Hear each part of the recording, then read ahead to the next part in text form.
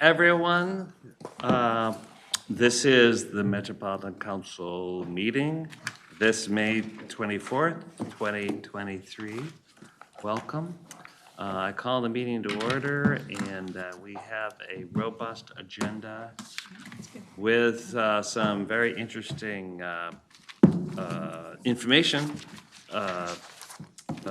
reports on the anti-displacement work group especially, and then a report from the legislature. Quite a legislative session that just ended, and now we're in the celebration mode and pivoting quickly to the implementation mode, which is going to be some serious lifting for all of us.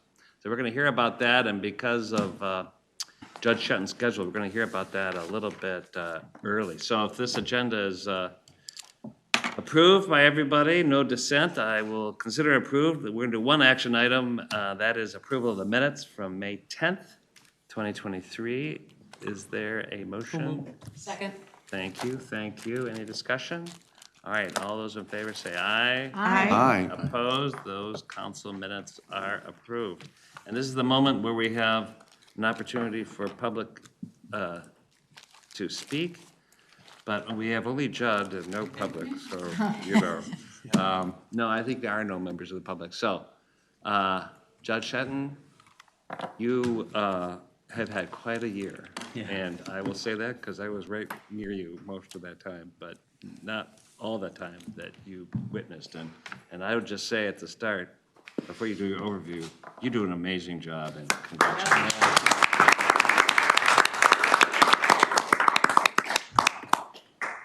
Thank you, Mr. Chair and council members. I appreciate that, but I'm going to start with some thank yous as well, so I don't forget them at the end.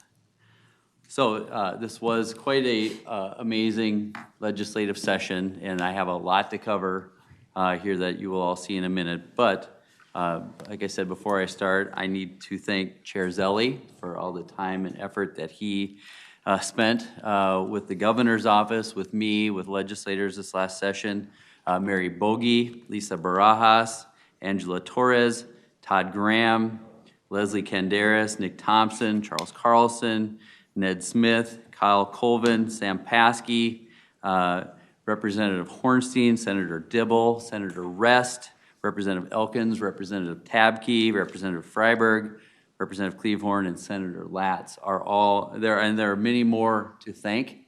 But these folks spent a ton of time working with me and with our staff in order to achieve what we were able to do. And I have three more people to thank. Is Rachel Dame from the governor's office. She was our legislative policy advisor. Sasha Bergman from the governor's office as well. And last but not least, many of you know her, but Hannah Pallmeyer was now full-time with us with me this last session. And Hannah is amazing. And so just, she's not able to be here today, but I am so fortunate to have her, and especially losing Brooke Bordson, who was amazing. They make me look really good, and Hannah is on the ball. You will also be receiving a legislative wrap-up, a summary, which will be a much more robust explanation of all of the things that happened at the legislature. You'll be getting that next week. So some of the questions you may have will be answered there, but Hannah has been great, and I can't thank her enough. I think she enjoyed herself. I mean, we had a lot going on, and it was right in her wheelhouse. But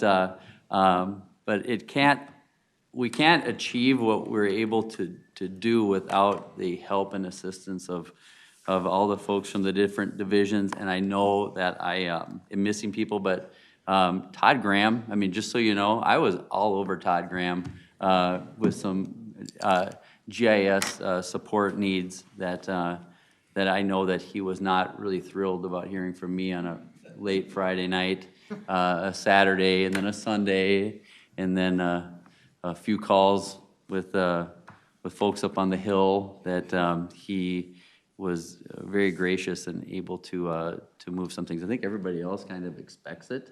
that I'll be calling and asking them for things, but I think I caught Todd a little by surprise, and so if you see him, thank him as well. But I haven't rehearsed this presentation a whole lot, but it's somewhat familiar, so considering we just finished the legislative session on Tuesday night. And I'm not going to go into the bigger state issues. I'll talk about what happened to the council here and what happened for the council here.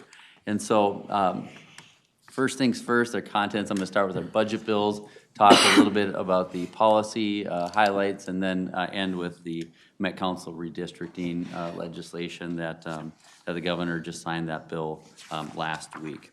So as far as the budget bills, we participated in a number of them. The one that gets the most attention is the transportation finance bill, and for good reason. We were able to keep our general fund appropriation, roughly $56 million per year for the next biennium. That goes to support that ADA-supported Metro Mobility service. I'd like to note that beginning in fiscal years 26 and 27, the next budget cycle, the Metro Mobility service will become a forecasted program where the state will be paying for that, because the cost of Metro Mobility is not $56 million a year. It's getting closer to $95, $100 million a year that we've been receiving one-time money from the state in order to address this.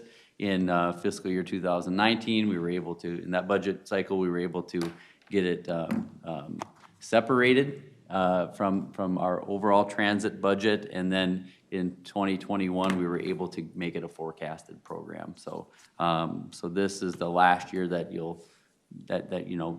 we have all kinds of other funding, but Metro Mobility does move over to a forecasted program of the state.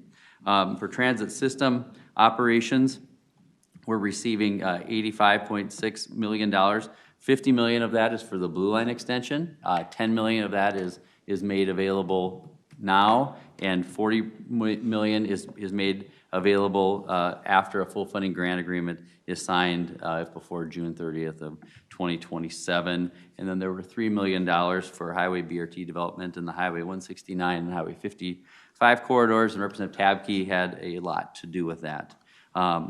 We were able to secure our general fund, $32 million that we receive on an annual basis for transit systems. We received $2 million for the transit service intervention projects, and that again was led by Representative Tabke, Senator Dibble. That is to allow us to have more folks out helping us on our transit system in order to deal with some of those societal issues that I know the council has spent a lot of time talking about. We talked a ton about it at the legislature. The chair mentioned it regularly. I spoke to it in committee. And so this is really allowing us to kind of get a jump start on that. The motor vehicle sales tax, that rate was changed from 6.5% to 6.875%. That is a relic from years ago when the state went up to 6.875 for whatever reason. The motor vehicle sales tax didn't see that bump, and so that took place here. Our share of MVEST was reduced very slightly from 36% to 34.3%, but just to be clear, that is a push. And in fact, we get a little bit more money because of the adjustment in the rate. There's more sales tax collected, and so we're getting just a little bit more. But that adjustment was made in order to give Greater Minnesota Transit some additional funds. So anyway, here you see we have a $1 million in new annual revenue. Every 2 years, we go to the legislature in order to receive new bonding authority through our regional transit capital bonds. What we levy for the debt service for that is part of our property tax levy, where we were able to secure $104 million for that. And this was done in the transportation bill. Senator Rest, the tax committee chairwoman, was very happy to carry it in the tax bill if we'd like as well, but it's just easier for us to carry that in the transportation bill since we were actually at the table negotiating that particular bill. Here's the big news, is we were able to, with the leadership of Representative Hornstein and Senator Dibble, we were able to land a 3/4 cent metro area sales tax for transportation, where 17% of that goes to the 7 counties, but 83% of that comes to the Metropolitan Council. and 5% of that will be distributed through TAB, where 95% of that comes to us for transportation operations, capital, and maintenance. And this is a significant amount of money. I will add that as we have headed into the legislative session for the past 12, 15 years, we've always had a structural deficit, this fiscal cliff that has been hanging out in front of us, where we've been getting one-time money to kind of keep kicking the can. That is done. This revenue, this 3/4 cent sales tax, now has provided the sustainable, ongoing funding that will allow us to be able to fund our transit system and be able to invest in things like electrification, shelters, public safety, all of these things that that we are now able to do. You can see the revenue that is listed there. We can provide a much more deeper accounting of this down the line, but trust me, we won't be back asking for operating money in the next 2 years or 4 years or 6 or maybe even later than that. One thing that the legislature did was prohibit the new sales tax from being used to pay for the Southwest Light Rail project, at least until the Metro Governance Task Force is concluded. This is a remnant of the, I think the 2017 budget bill, where the state was taking itself out of funding light rail, particularly the Southwest line, and so they left this in, and so we will see where that shakes out. But it's this was a provision that was supported by both the House and Senate, and so that made it in there.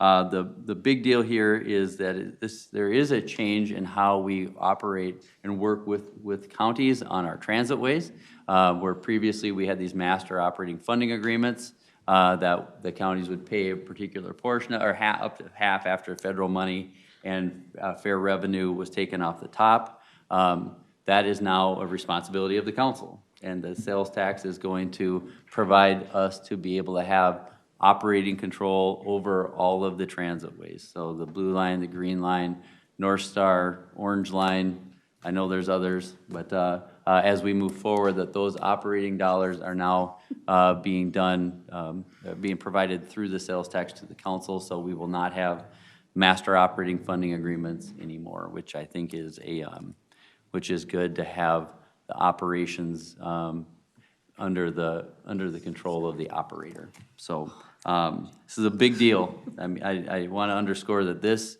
is a really big part of this funding bill and has a value over the next 10 years of relief of over $900 million to the counties. And so between Ramsey County, Hennepin County, Anoka, Dakota, it'll eventually be Washington with the Gold Line. This is a major shift, and so I can't underscore that anymore. But I will move on to the next piece, the next page here, which there is part of the transportation bill. There is a study of the governance of the Metropolitan Council. This shouldn't come as a surprise. There was a lot of discussion about council governance. There is every year at the legislature, and so folks may recall just a few years back, the governor had a blue ribbon committee looking at governance, but this is a kind of a perpetual conversation that we have, and Representative Hornstein, Senator Dibble wanted to have a legislatively led review, and so that is what we have here. They have to make this group will meet here over the course of the interim, and we'll make a recommendation back to the legislature in next January, I believe it is, or next February 1st of 2024. This will be a conversation that will have representatives from the counties, the cities, townships, some of the stakeholder groups. The governor's office will be represented here as well, and so so the council staff will be participating in this as well. But we will continue to have this conversation, and so it's considering all the conversation that was happening around governance. I think that having the legislature take a step back and saying, let's just take another look at this, is probably the best landing spot for that. Besides transportation, we participate in the environment finance bill as well. And a few big things that occurred here is there was a lot of discussion related to White Bear Lake. And so we were provided $2 million in the environment finance bill to develop a community-based plan related to the White Bear Lake water situation. There was $2.75 million of inflow and infiltration general funds that were provided specifically to the city of Newport that our staff were working with Representative Hansen on that. He was really leading that, but we were helping him to sort out what that would look like. There was, this next one's a big deal. We have $9 million in one-time funding to modernize our regional park and trails. We're able to match that with $6 million. So this isn't bonding. This is one-time cash that we're really going to be able to lean into making some of those capital improvements to our regional parks and trail system, which we know that through the pandemic, people love our parks and trails. They loved them before, but they've never been used more than they have recently. And so this is really a great opportunity for us to start putting some funding in there. We have an increase in our general fund of $6 million, and then our general fund base was increased by $1.5 million moving forward for operations and maintenance. So that is fantastic. And then the legislature also included $1 million for tree removal and replacement due to the impacts of the emerald ash borer. We also participate in the legacy bill, both through parks and then through Clean Water Fund. And in the Clean Water Fund, we received the $2.25 million for our water supply and sustainability support program. Again, this is Sam Paskey and his group upstairs that do a great job with this, and also the $1.5 million for the council's water demand reduction grant program. So that's over the course of the biennium. So that's that's what we will have there. That's a source of funding that we've received over the past probably decade, maybe longer, but it is really important work that we're really happy that the legislature recognizes it and continues to fund it.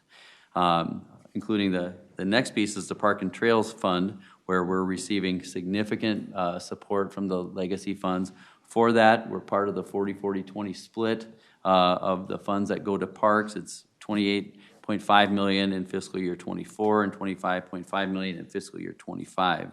And so, as you can see there, this is significant money along with the one-time money that we receive for Parks Capital, and then the ongoing revenue that we have on our operations and maintenance that the parks receive significant funding there as well.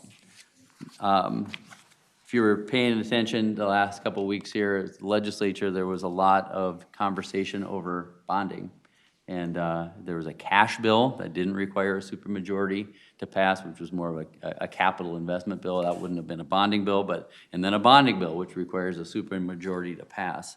Over the course of last weekend, they were able to come to an agreement that made some substantial investments in our for the council in our infrastructure. And the first is we were able to secure $72 million in arterial bus rapid transit that will allow us to move forward with the F line, the G line, and the H line. And this is major money.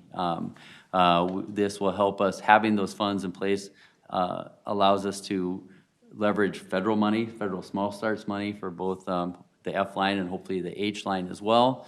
And when Governor Walz took office in 2019 and we were preparing the original budget, we were trying to figure out how we could really lean in and advance the arterial BRT system. And with the assistance specifically, a lot of players here, but with the assistance of Representative Frank Hornstein, we have really been able to make major investments in ABRT. We saw during the pandemic that the arterial BRT is extremely resilient, and it proves to us that that's where we should be putting these investments, and the legislature, in a very bipartisan manner, has seen this and wants to invest in it. So we are very fortunate and thankful to the legislature for that.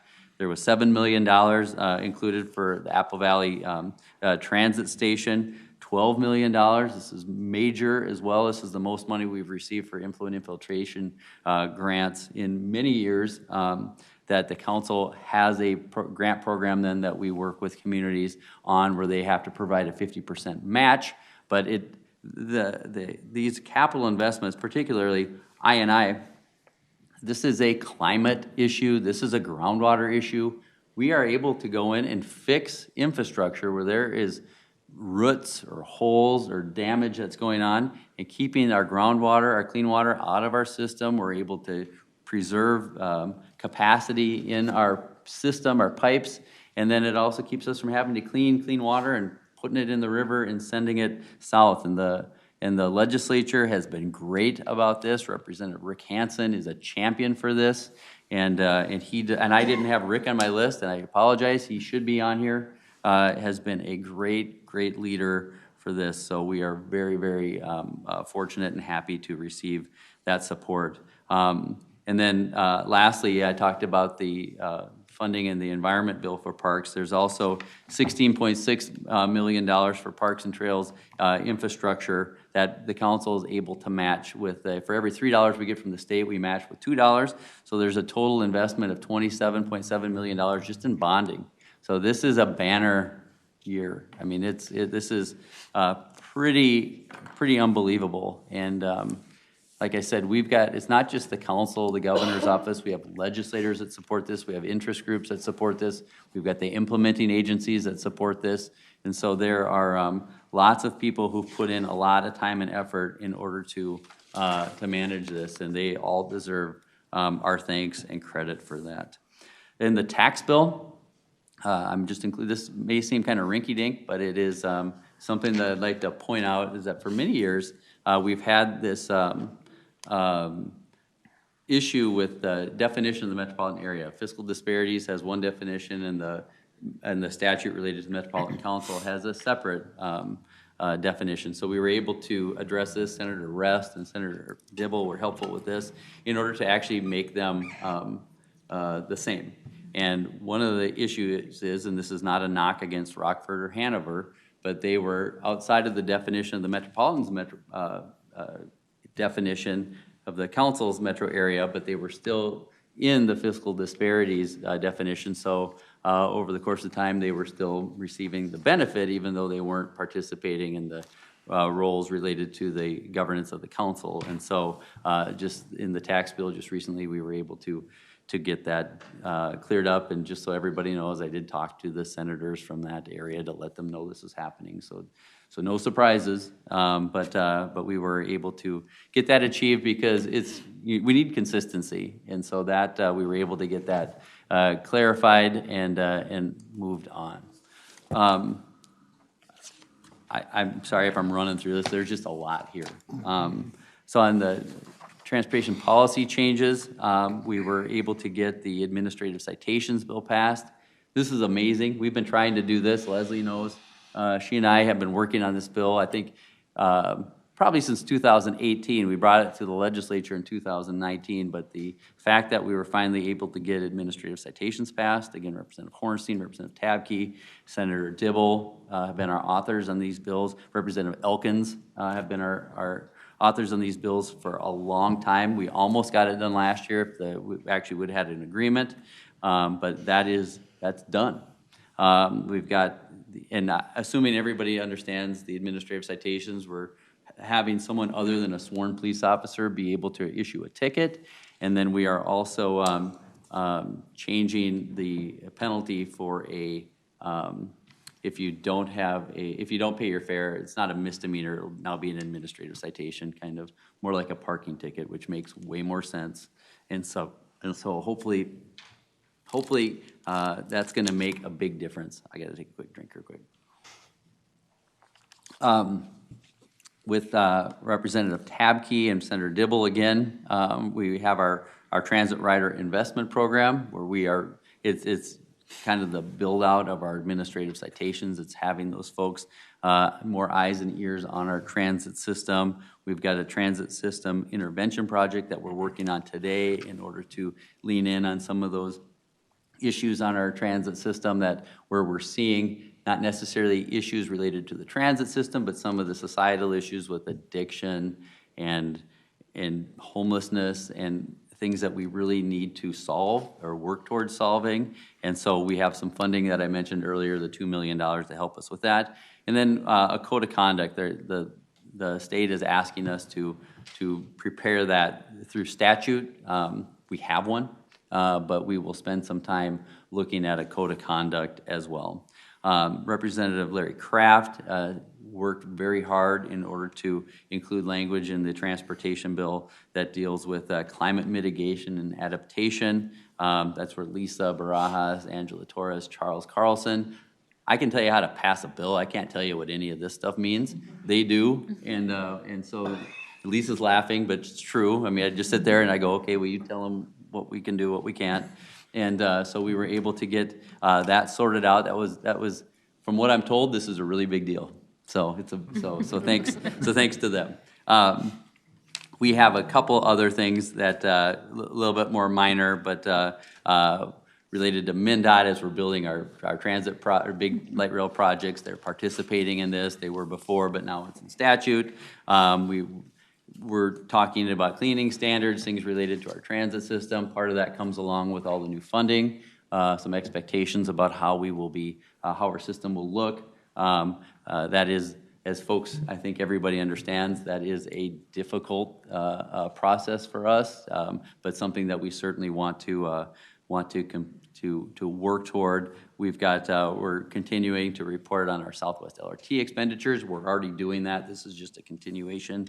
MnDOT is doing a commuter rail extension assessment that will look at intercity passenger rail, potentially to St. Cloud, and potentially to Fargo-Moorhead, and so they're looking at that. And then we have a expenditure limitation for Southwest LRT related to our coronavirus, our CRISA funds, and that just says that we're not able to spend future or any further CRISA funds other than funds that we have planned to use currently for that. Again, this is just the legislature. We're not planning on doing that either. It's just them kind of trusting but verifying. A few more. We've got a couple items related to the blue line, related to our community engagement on that. All of that is good. And then a route alignment consultation. Nick and his staff over at Metro Transit were very helpful in working toward this. And these are things that we have already been doing or things that we will be able to do. Again, this is not my area of expertise, other than I know that we're okay with this. We worked with Sam Rockwell and his folks at Move Minnesota related to a transit signal priority planning, which is great. I will tell you that I think that we're doing a lot of that now. Our ABRT investments really lean into that. What we do as far as our transitways and guideway program really deal with transit signal priorities as well, but we're going to have conversations with them. Midtown Greenway extension planning, there is a plan that the legislature is asking us to lead an effort to look at what it would take to do that connection, so we're happy to do that. Both Representative Hornstein, Representative Sidney Jordan, and Charles and I, along with Senator Dibble, spent a lot of time talking about a pilot in order to look at either looking at eliminating fares or having reduced fares in a couple corridors to see how what ridership would respond to that. So we're working on that, and Charles will be leading that for us. And I see Dennis in the background here. Dennis, early in session, spent some time with me up at the Capitol working on trying to update some of our stale language and statute related to transit programs and passes, and so we were able to get that passed, along with the data privacy clarification that Metro Transit needed, and it was passed, so which is great. And then a couple things here. The second to the last bullet point is that at the very end, they decided to put a transportation policy bill together, include that in the Omnibus Transportation Finance Bill, and that includes repealers related to both the Dan Patch and the Rochester Intercity Rail.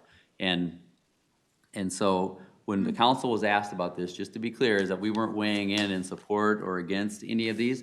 We were just saying that the council supports the ability to look and to study, and we're not endorsing anything, but we would say that having a prohibition in statute probably is not a good idea.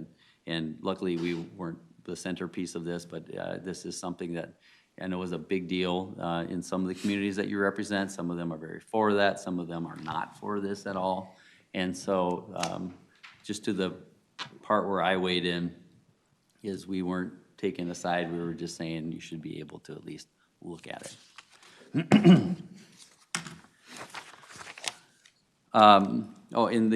Sorry, I need another drink here real quick. In the policy language that was included in the environment bill as well is that their Representative Hansen asked for the council to prepare a report of what the annual wastewater costs are. And we said, that's pretty easy for the communities that we provide that disposal service for, but there are a number of cities in your areas that we don't.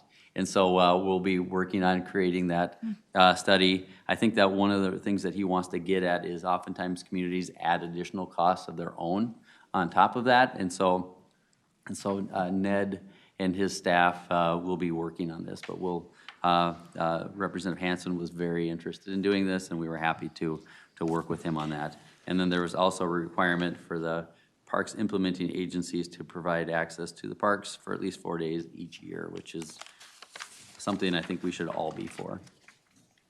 In the community development and housing division or legislation, folks may have heard, but there is a new 1/4 cent sales tax for housing in the metropolitan area that's going to be imposed by the council. This is not something that the council that we were pursuing, but we're imposing it because we are a metro area government. So these funds, how they're being used, how they're being distributed are already defined in statute. So we're kind of just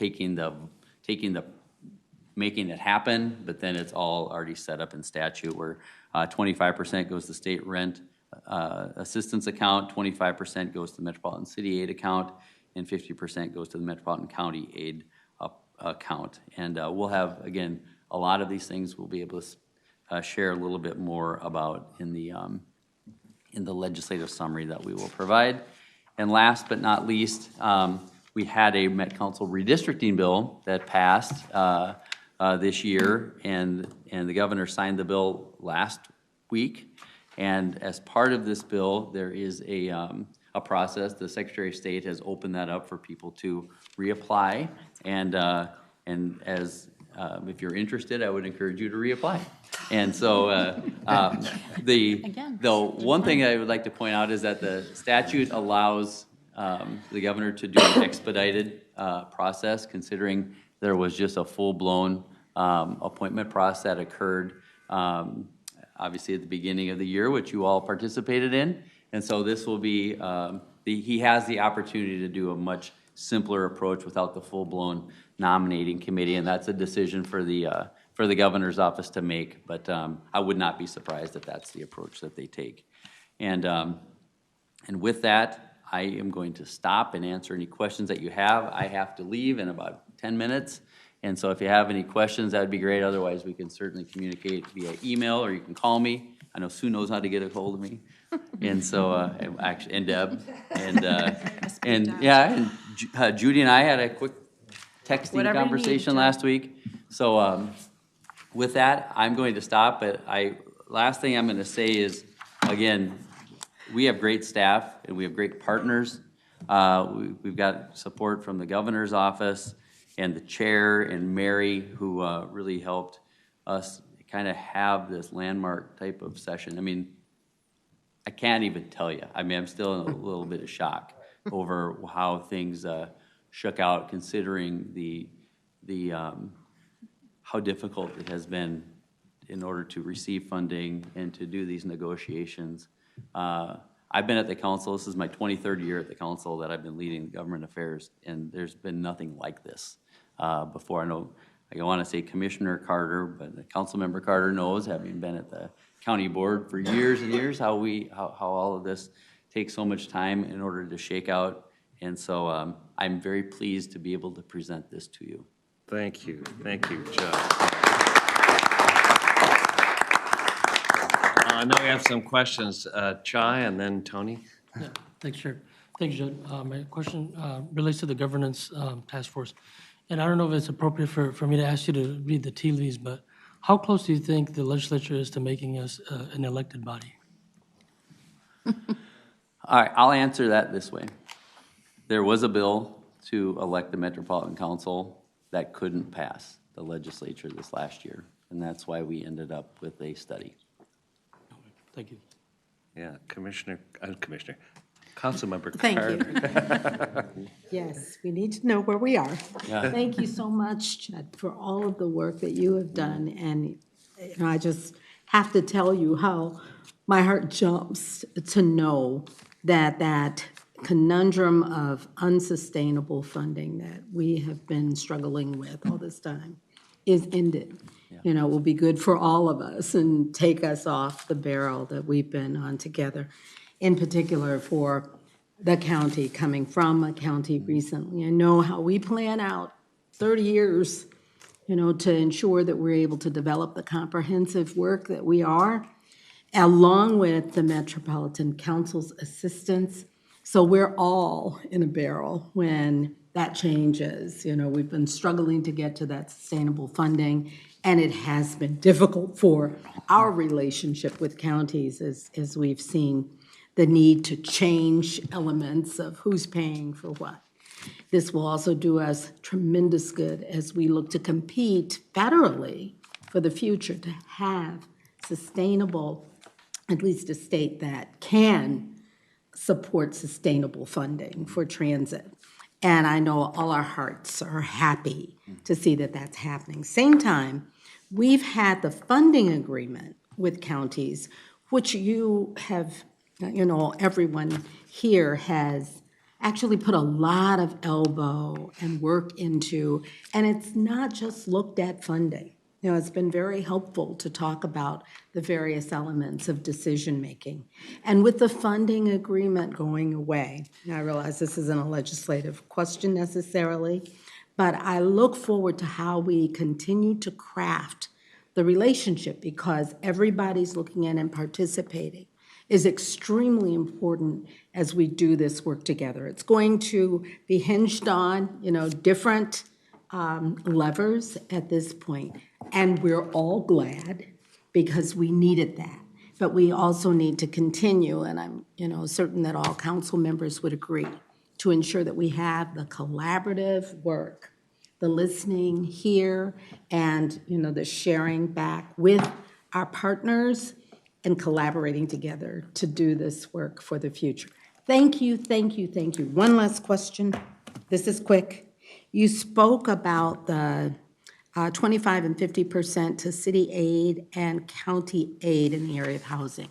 Are those funds that are already going to city and county?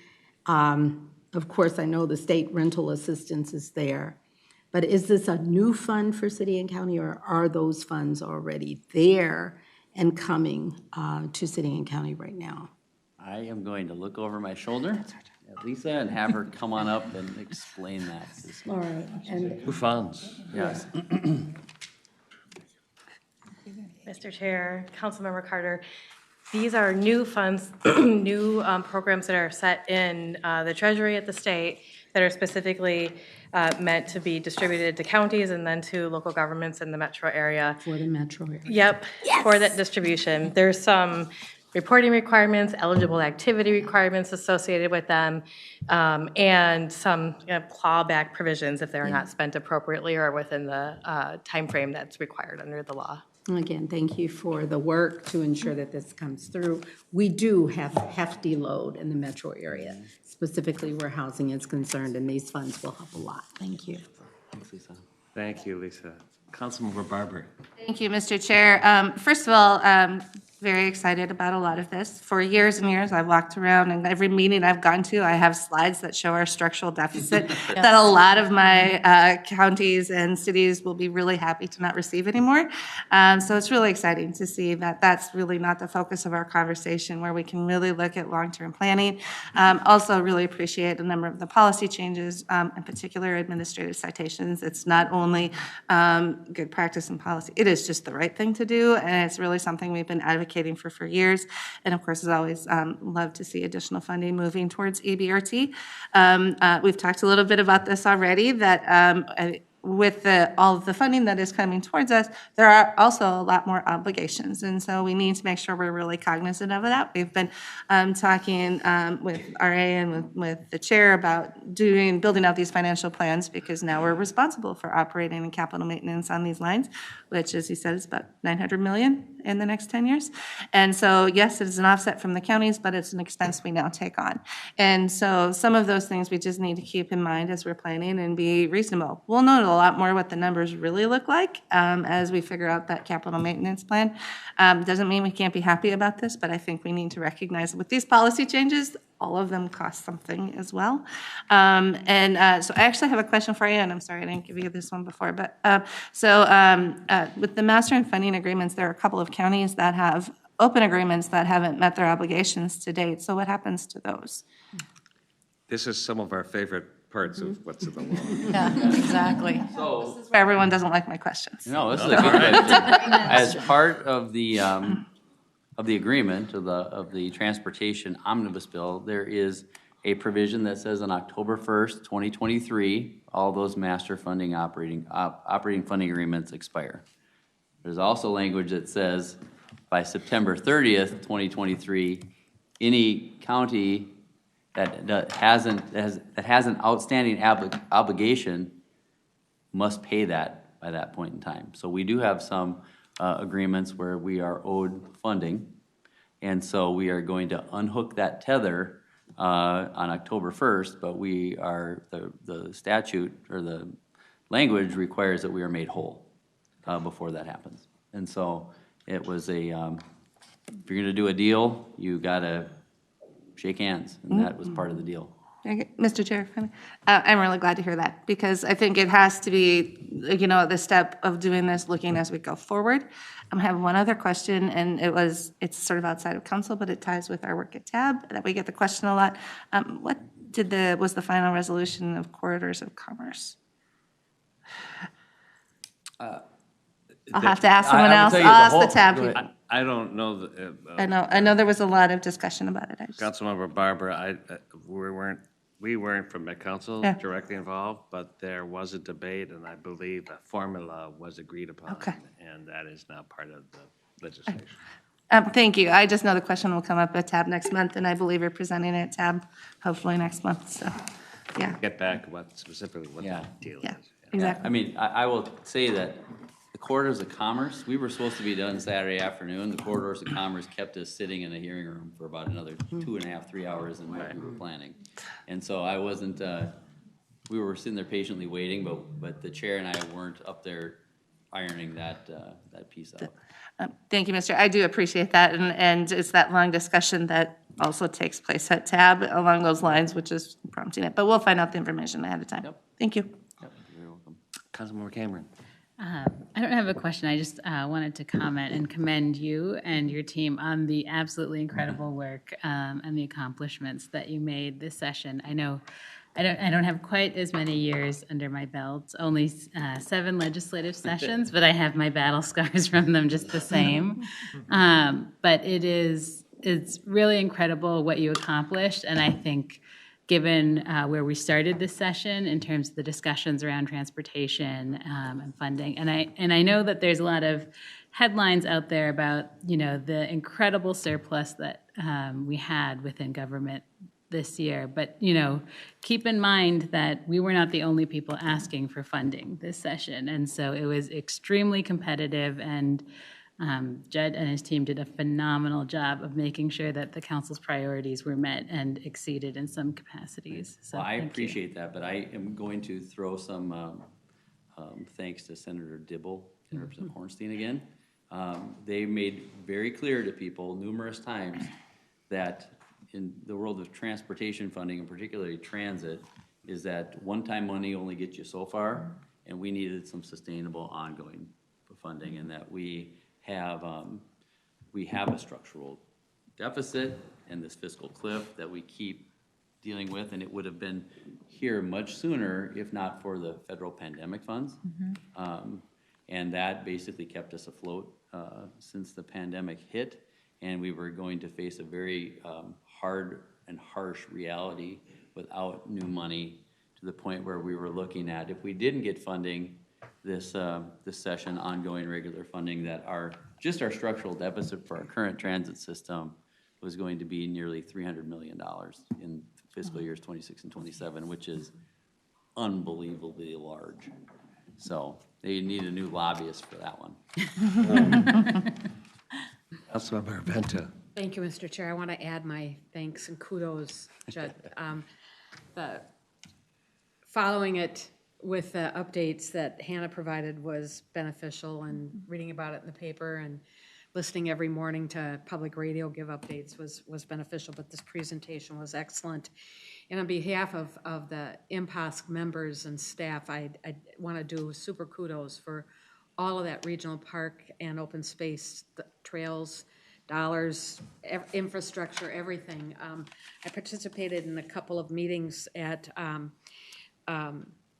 Emmett Mullen's invitation prior to the start of the session, and I heard some of the park agencies kind of dreaming about what could we get, and I think that they've probably got to be pinching themselves for fear that they're in the midst of a really wonderful dream and they're going to wake up and it's not going to be there. And I just know that they're as thrilled too. So kudos and thank you. And I know that it takes a village, but it also takes two really smart people like you and Hannah to keep this all afloat. So. Yes, well, I will add to that, but thank you for that. But there are great supporters through the implementing agencies who really leaned in on that.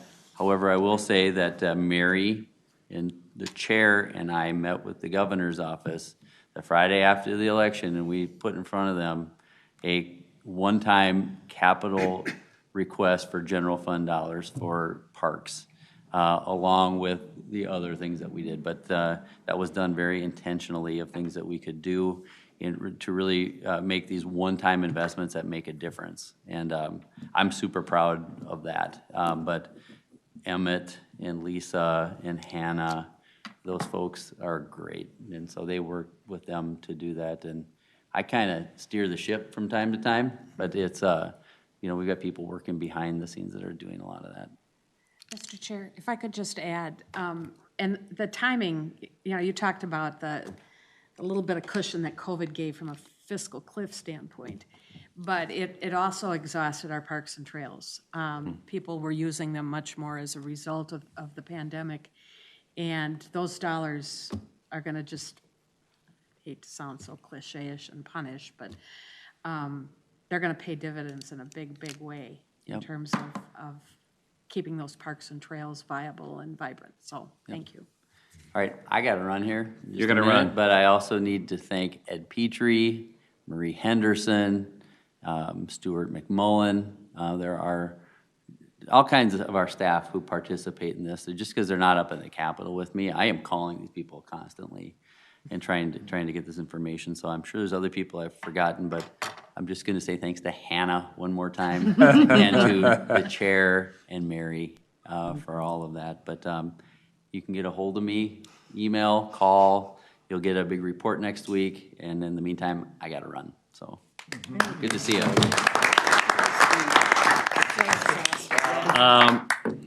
Thank you, Judd, and, here's an Anoka County Commissioner. We'll talk later. There's real time. Everybody. Thanks, Judd, and thanks, everyone, and really it did take the whole village, and we now have, and as my mother often said to me when I was young, to those who much is given, much is expected, so we have our work cut out for us, so to go on the theme of what Councilmember Barber said, we're taking on a lot, so we have more to do there. So we're getting back to the agenda with our business items, and we have a consent agenda. that is before you. Is there a motion and a second for the consent agenda? So moved. Second? Thank you, thank you. Any discussion? Hearing none, all those in favor say aye. Aye. Opposed? The consent agenda is approved. And on to community development, which had reports on the consent agenda, as did the Environment Committee, but the Transportation Committee has a number of items. Councilmember Barber. I'm sorry, I just skipped management. Yep. Hold on, I just saw the body language from Councilmember Johnson. Sorry. I The Management Committee has an item, very important. Yes. Councilmember Johnson. Thank you, Mr. Chair. This is item 2023-107. It's the railroad liability insurance for North Star operations. This is authorizing to renew the council's railroad liability insurance, which would be effective June 1st, 2023 to June 1st, 2024 for the North Star commuter rail operations in the amount not to exceed $2.5 million. In its joint use agreement with Burlington Northern Railway, the council is required to maintain this insurance, which is to provide coverage of $323 million per occurrence. The insurance provides coverage for the council, its funding partners, and Burlington Northern. Working with its insurance broker, the council evaluated quotes from several different insurance companies, looking at not only the price but also the coverage. Based upon this analysis, it was determined the insurance program led by AXA-XL was most advantageous to the council. So, Mr. Chair, with that, I move that the Metropolitan Council authorize the renewal of its railroad liability insurance effective June 1st, 2023 to June 1st, 2024 for the North Star commuter rail operations in an amount not to exceed $2.5 million. Thank you. Is there a second? Second. Thank you. Any discussion? Mr. Chair, I just want to thank Phil Waljasper for working on this. I've learned a lot about laddering insurance, and that's actually very cool stuff, and the important role that the council does play in this. So hats off to Phil on this work. It's great, and I acknowledge our new Deputy Regional Administrator and continuous Chief Risk Officer. You have any comments? It's a good program. Mr. Chair, council members, I would just have to say, I think that's one of the first times I've heard insurance being exciting. Is that what the?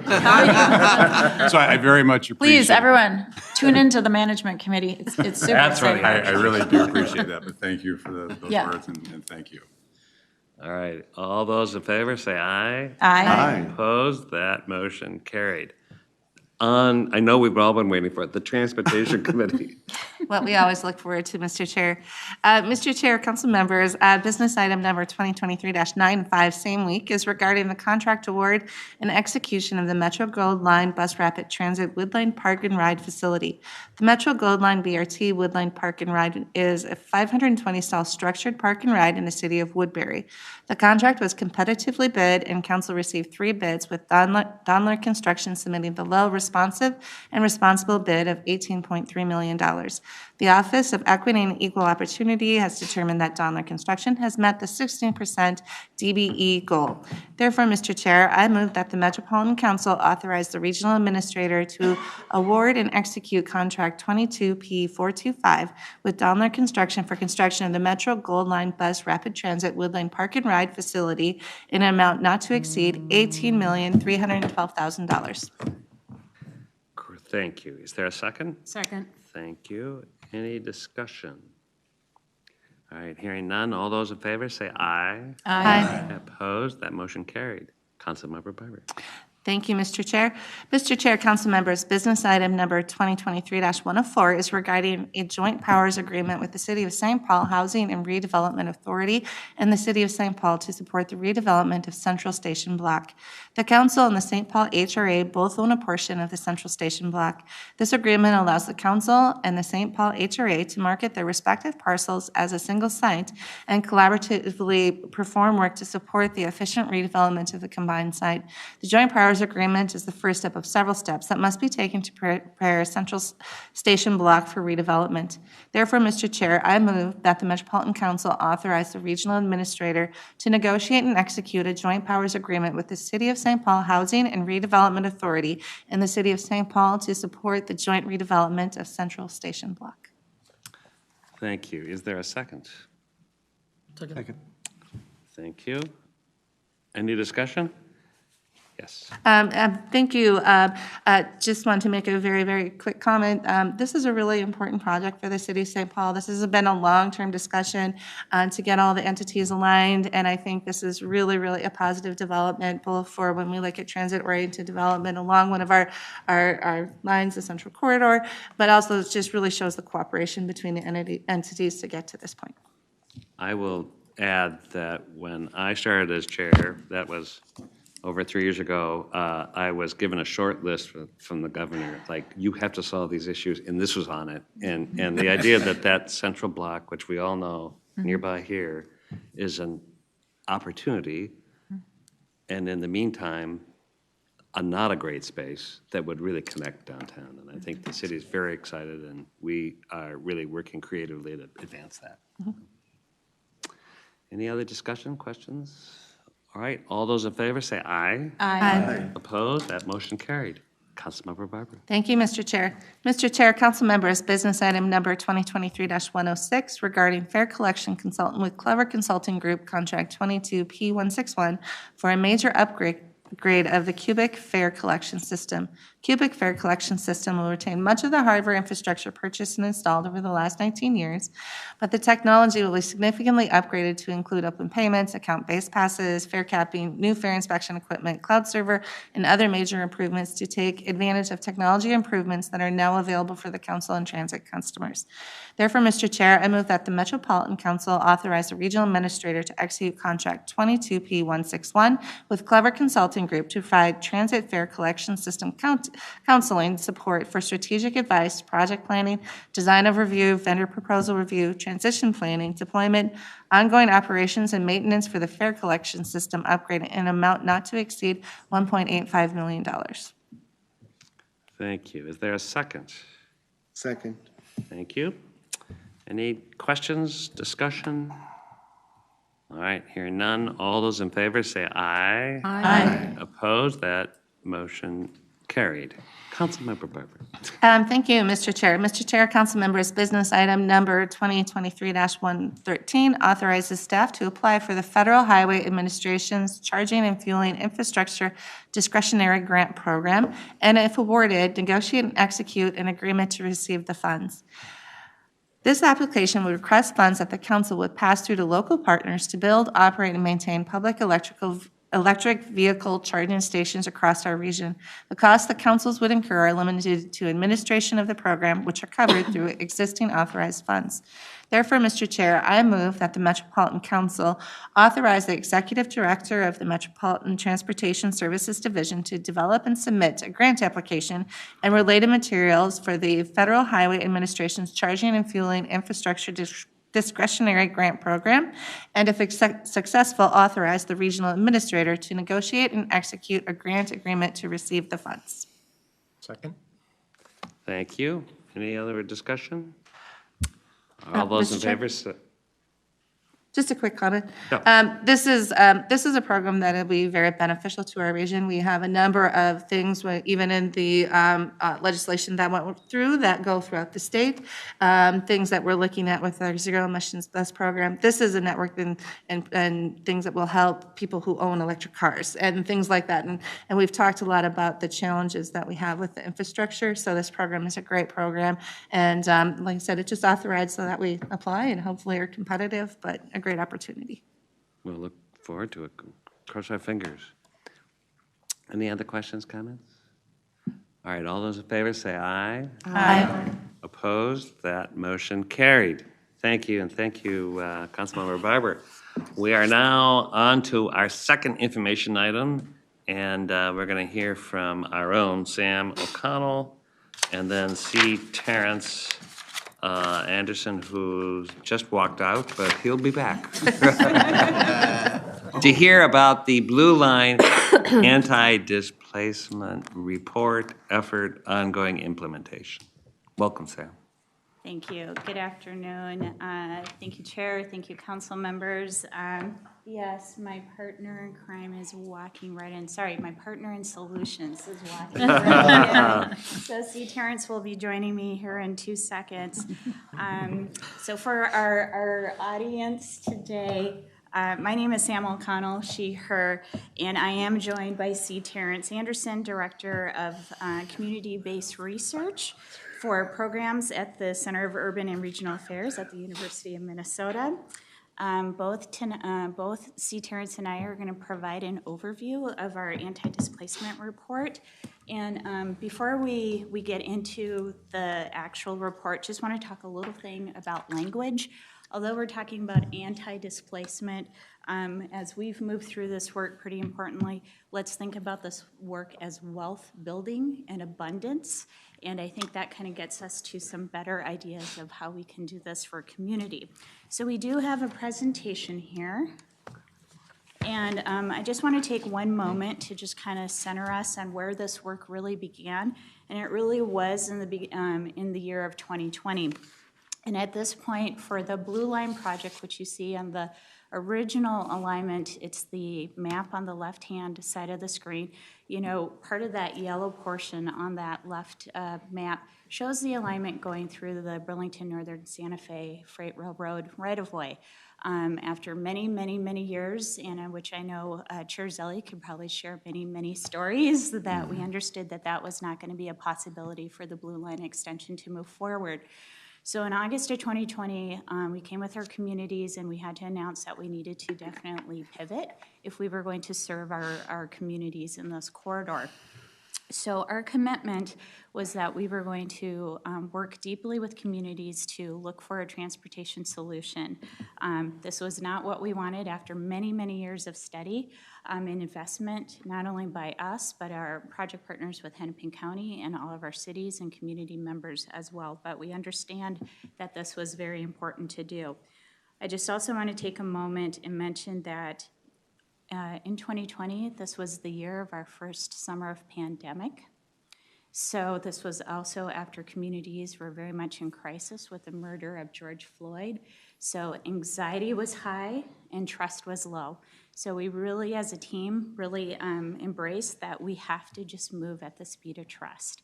And although we felt that this project is very important, we also know that there's a capacity issue with our communities, and we wanted to make sure we were doing this right as well.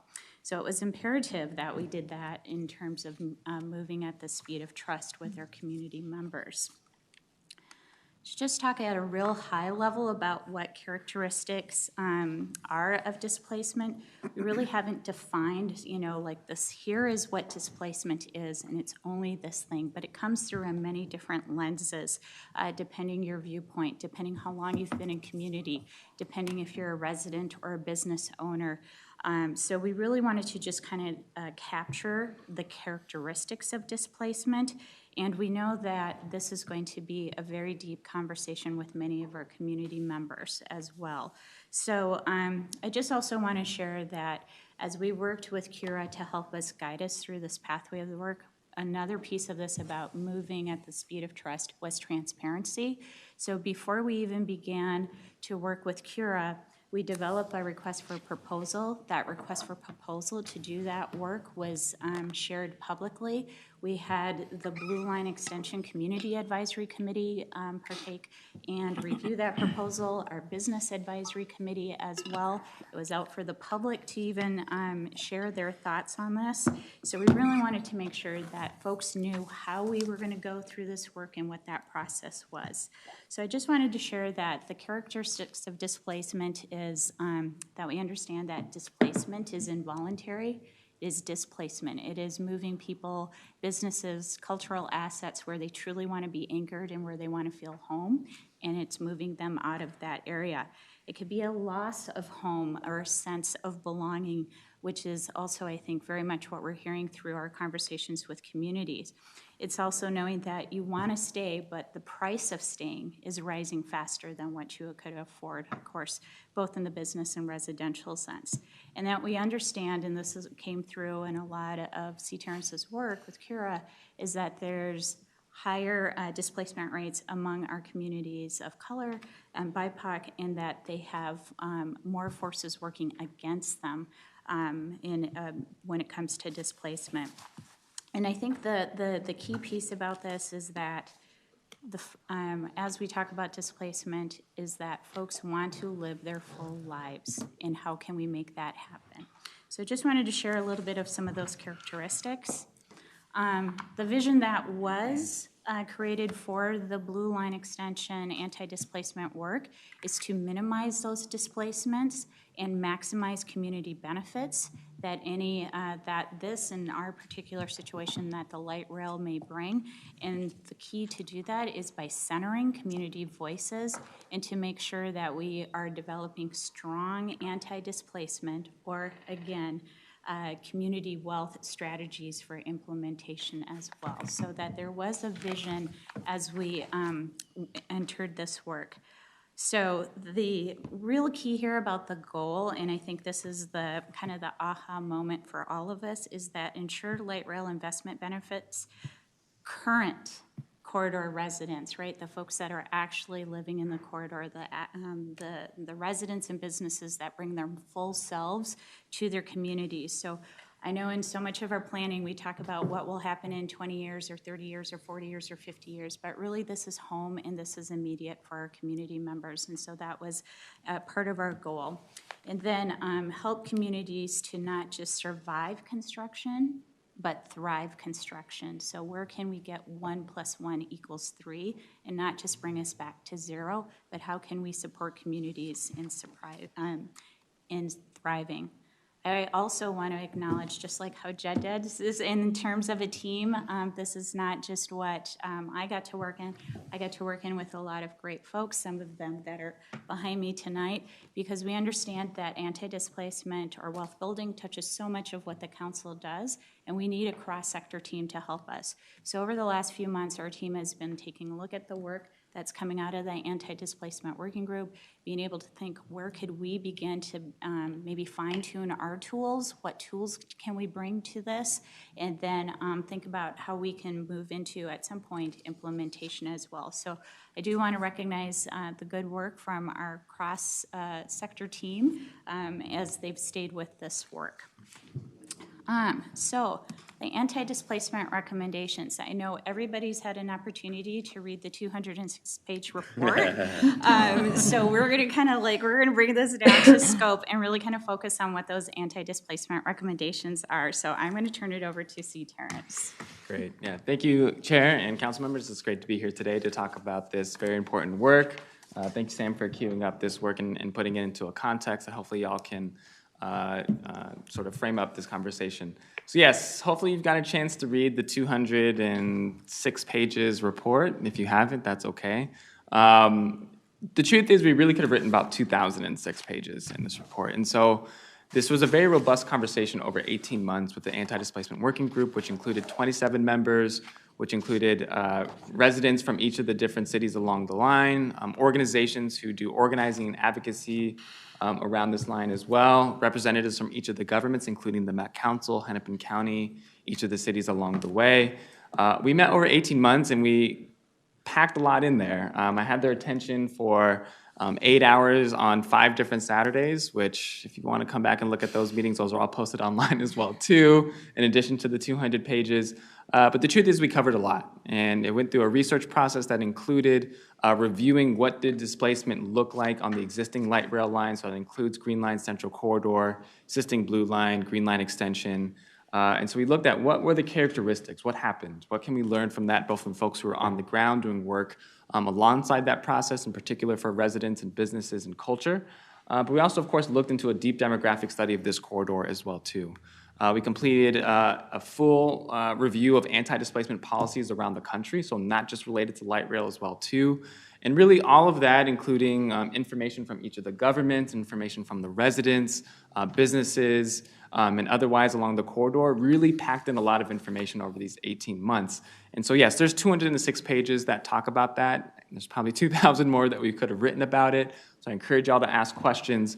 But at the end of the day, we got to a practical point, or what can we do about displacement? So we started this conversation not asking the question, will there be displacement in this corridor, but rather, what would displacement look like? I think it's sort of self-evident in some ways because of our experiences in this region around light rail that displacement would happen without intervention, and so what can we do about that?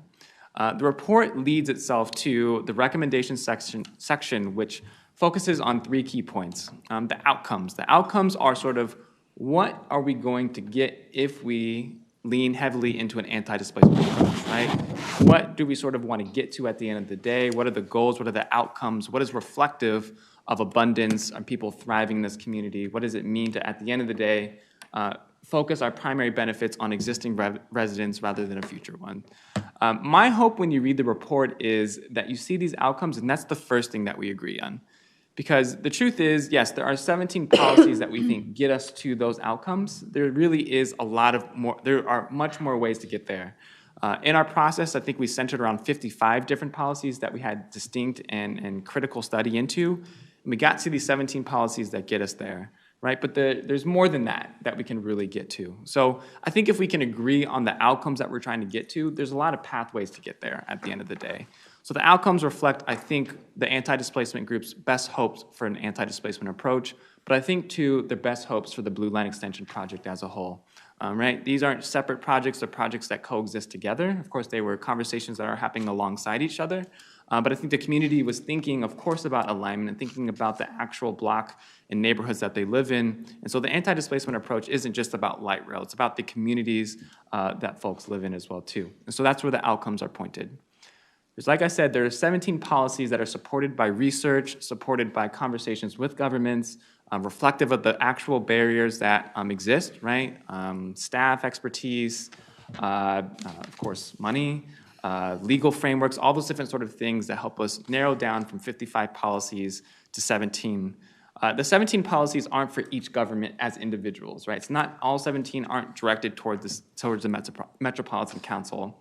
They're directed to each of the governments that are participating in this project, but as well as philanthropy and the business community and private entities as well too, right? So what I hope folks view out of this report is a chance for collaboration, a vision for collaboration amongst a number of entities that will take each of them operating in full capacity and intentionality towards anti-displacement to achieve. But there are 17 distinct policies. I think if you're going to the report and like, okay, what are the things that we're going to do? That's in there, of course. All of this is sort of wrapped around the context of these principles, or what I like to think are the values around these recommendations. Each of the different policies, each of these different outcomes can be interpreted, of course, in many different ways. There are higher levels of interpretation and implementation. Of course, there are lower levels of interpretation and implementation. The values sort of reflect what the anti-displacement working group think you need to know in order to interpret them for the intentional purposes of anti-displacement within the Blue Line Extension corridor itself, right? So of course, each of these policies can exist in a number of different contexts.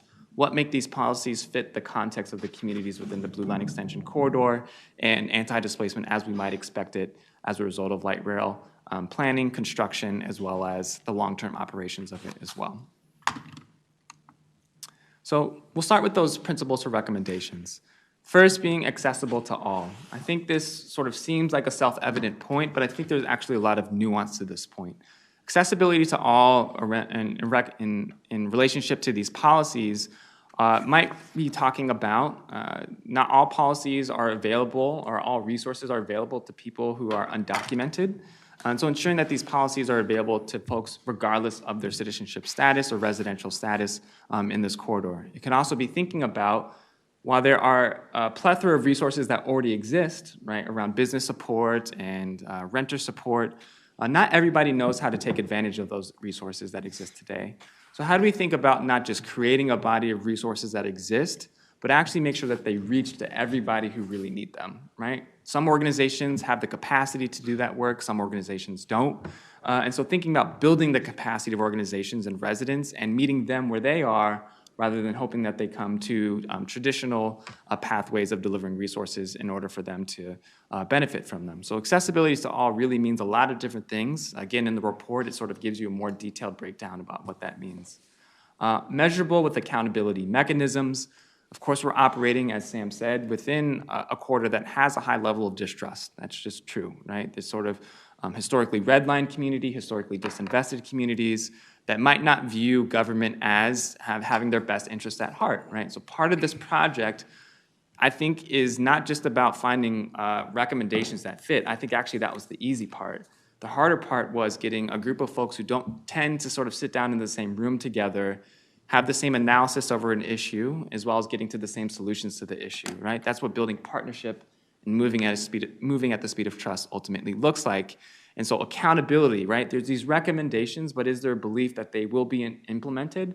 Or if they are implemented at their highest value that the anti-displacement working group was thinking about. So of course, measuring these outcomes are important. One of Kira's long-term plans that we have as our work is building a sort of an accessible platform for people to monitor displacement in real time throughout the life of this project, right? Are we meeting the goals? Are we meeting the outcomes that we intended to get to for this work? Last 2 points, designed to support those most impacted by construction and targeting existing residents and not potential ones, I think work together. We know development will occur in this corridor, right? One of the big points that we say as a region around Central Corridor is how many billions of dollars of investment have gone into that corridor. That will certainly be true, probably in some measure in the Blue Line Extension corridor. So the question isn't, will there be development, but the question is, who's the development for? Right? We can build housing that meets the income thresholds, or the income realities for folks who live in this community, or we could not, right? We can meet the sort of the real cultural values of building this line, or we could not, right? It will be built. The question is, of course, who will it be built for? So the big point out of this is targeting the existing residents, right? Targeting what we expect, what we already know this corridor to be, not these projections that we might see in 10 to 15 years from now. And designed to support those who are most impacted by construction. Again, there are those entities that are very capacitated to take advantage of the resources that exist, right? And can maybe be able to deal with the changing circumstances, whether that's financial realities for businesses or changing customer bases for businesses who are resilient, right? But there are many of those who are not, right? We learned that lesson in Central Corridor. Some businesses did quite well to survive the construction, and some, of course, closed their shops or moved to another place. How do we prevent that in this, or making sure that we prevent that within this line, I think is an important lesson in learning, but also an advancement of anti-displacement in this context. So let's dive into the outcomes. What are we really trying to get to? Of course, we had Brooklyn Park, Crystal, Robbinsdale, and Minneapolis all represented in this conversation.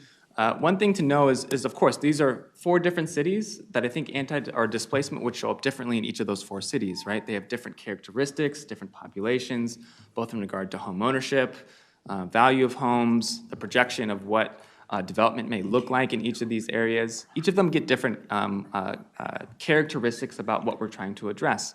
So one of the things that we did within this process was have individual conversations with each of these cities to say, okay, what do you distinctly need to fit the actual reality of where we are? So not just having a general approach, but one that's really tailored to more specific communities. I think even sometimes we can go neighborhood to neighborhood and hear slightly different conversations. So just to sort of walk through those recommended outcomes, again, what is sort of the North Star of this anti-displacement work that we're trying to get to? In Brooklyn Park, we have first, keep the rich culture of the corridor in place.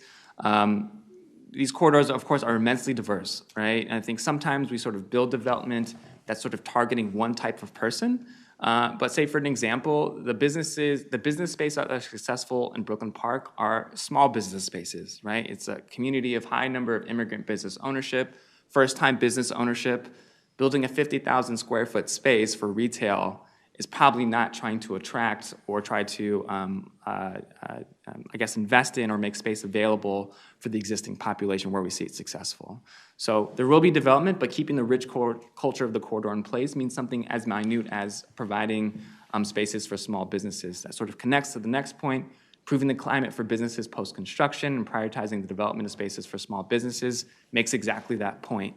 But it's also, right, the project will take responsibility for what the project impact or what the project affects, right? Where we tear down buildings or buy buildings or temporarily sort of inhibit the sort of accessibility to a space, of course the project will take responsibility for. But I think one of the learnings from previous projects is not just trying to return back to where we were before, but taking this as an opportunity to improve the climate overall. Right? And so I think that goes into, again, that point, prioritizing development of spaces for a small business, not just development in general. Providing opportunities for existing residents and businesses to stay in place and feel supported. We know businesses will probably see a loss of receipts around construction, right? Probably few of you traveled to Central Corridor during Central Corridor construction, right? It's gonna take a long time. You don't know where to park. There's a very real impact to businesses. And so some businesses today feel like maybe I need to move and then try to make my way back, hopefully sometime in the future. That obviously is not ideal because what's best for a community is for business to stay in place, right? For those institutions to stay in place. But also feeling supported, so not just feeling like they're floating in the river to make this work, but really thriving in it as well. Supporting development, preservation, and access to safe and affordable housing and housing choice. So again, why I think we do a really good job in this region of building housing, supporting those who are at 60% AMI and above. We do very little housing development for folks who are at 30% AMI or below, right? So it's, again, really thinking through what is the existing population that's here today and making sure that we're targeting that here as well. Ensuring youth feel safe on and around the light rail and feel excited and proud to remain in their communities. One of the things that was awesome about this project, we worked with Juxtaposition Arts to specifically engage youth throughout the corridor. So they talked to a number, like dozens of youth along this corridor. This was the number one point, right? We can build something, but we know it doesn't necessarily mean that it's the right thing for those folks just for the fact that it's built, right? So building with an intention, the youth have a lot to say about this. There's a really cool report that we can make sure that all of you get. It's not 206 pages, it's about 6 pages. That was designed very beautifully that really highlights what the youth are saying about what they hope this project can become for them specifically. So this showed up a lot in Brooklyn Park. For Crestone and Robbinsdale, we combined them together. They had these conversations together. They sort of, I don't know, they just like two buddies together move together in this process, which is great. For them, their outcomes are address indirect construction impacts. So again, I think they're just thinking beyond the corridor and how do we connect to this corridor and leave it into a better place overall. This connects to the next 2 points, which are improving the climate for business post-construction, prioritizing the development of spaces for small business, improving the infrastructure around the project. One of the things that came up a lot was, okay, we're building the light rail, but making sure that the bus system connects to it in a way that allows the community to be resilient for generations, right? Both of these cities have aging populations, thinking about single car ownership not being the future that they see solely being looked at. So it's, of course, build the light rail, but build around it in a way that connects to it really well as well, too. And the point about housing preservation, Robbinsdale and Crystal have a significant amount of NOAA housing, or naturally occurring affordable housing. In fact, this corridor is one of the, the sort of shrinking over time where this naturally occurring affordable housing exists. So in particular, Crystal and Robbinsdale, a lot of the focus is about preservation, right? There's not too many spots to build new construction or new housing, so it's really about preservation in Robbinsdale and Crystal. Keeping the rich culture of the corridor in place, connects to the Brooklyn Park point, but also ensuring that there are sufficient resources to support policy implementation, organizing efforts, community development and ownership, and other anti-displacement strategies. This was a significant point for Robbinsdale and Crystal. Both of them feel very challenged about raising their property taxes in order to fund anti-displacement. In fact, they're saying, if you are depending on us to raise more funds to either hire more staff or to do this thing, or to implement these anti-displacement policies, we're not going to be able to do much.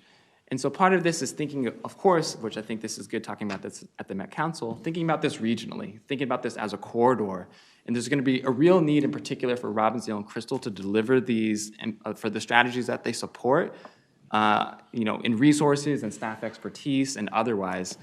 One of the ideas that came out of Hennepin County is there's a real need to go to the legislature in 2024 with an anti-displacement policy agenda, because perhaps some of these things are best implemented at the state level or the county level, not just at the local level. And so this point becomes quite clear as a communication from Robbinsdale and Crystal. So I guess Jug might be having a very busy 2024 as well too, hopefully. Minneapolis, of course, there's quite a lot in Minneapolis. Provide opportunities for community to connect to BLRT and development in a joyful way. I love this point coming out of this because I think, I used to work here. I used to hang out with Charles Carlson quite a bit doing Sea Line stuff. And of course, there's getting the rails in the ground, right? There's designing the shelters in a way that's efficient. But there's also thinking about joy in the way that this adds to the community culture as a whole, right? And again, it's not just as simple as putting it into the ground, but it's everything that goes around it as well. And so this point about joyfulness, right? It's not just about, connecting people to jobs and peaceful places to see, but it's also the feeling that people get in their neighborhoods, right? This project was about residential, business displacement, but of course it was also about cultural displacement too. And so this is where this point comes out quite significantly in Minneapolis. Creating opportunities for community ownership and be able to measure levels of community ownership, and connects to the next point, empowering community to have control over decision-making throughout the corridor. In Minneapolis and North Minneapolis, there's a significant amount of speculative ownership of buildings along, both in residences and commercial spaces. So today, I live in North Minneapolis, right? These are buildings that have been empty for 20 years, right? And now, of course, there's this pressure ramping up. These buildings are becoming more valuable, right? A key place where we can think about displacement showing up in a very real way. The way that community has the most control is by actually having control, right? And so in Minneapolis, a lot of the talk was about how do we think about land disposition policies and other policies that really translated into community-centered ownership so that they can really make the decision that fits them the best. Providing opportunities for existing residents and businesses to stay in place and feel supported. Granting reparations to the Harrison neighborhood for the harm caused by previous iteration of the alignment. I just want to pause on this point just to sort of make sense of it. One of the things, the key findings that we found in our research was that with each new light rail line, displacement pressures started happening earlier. For example, on the Hiawatha line, displacement pressure started once the line was completed. That's when we started really seeing property values change and ownership and values rising. With the Green Line, Central Corridor, it happened at the full funding grant agreement. With Southwest and with Blue Line, and for the Blue Line extension, it happened before full funding grant agreement.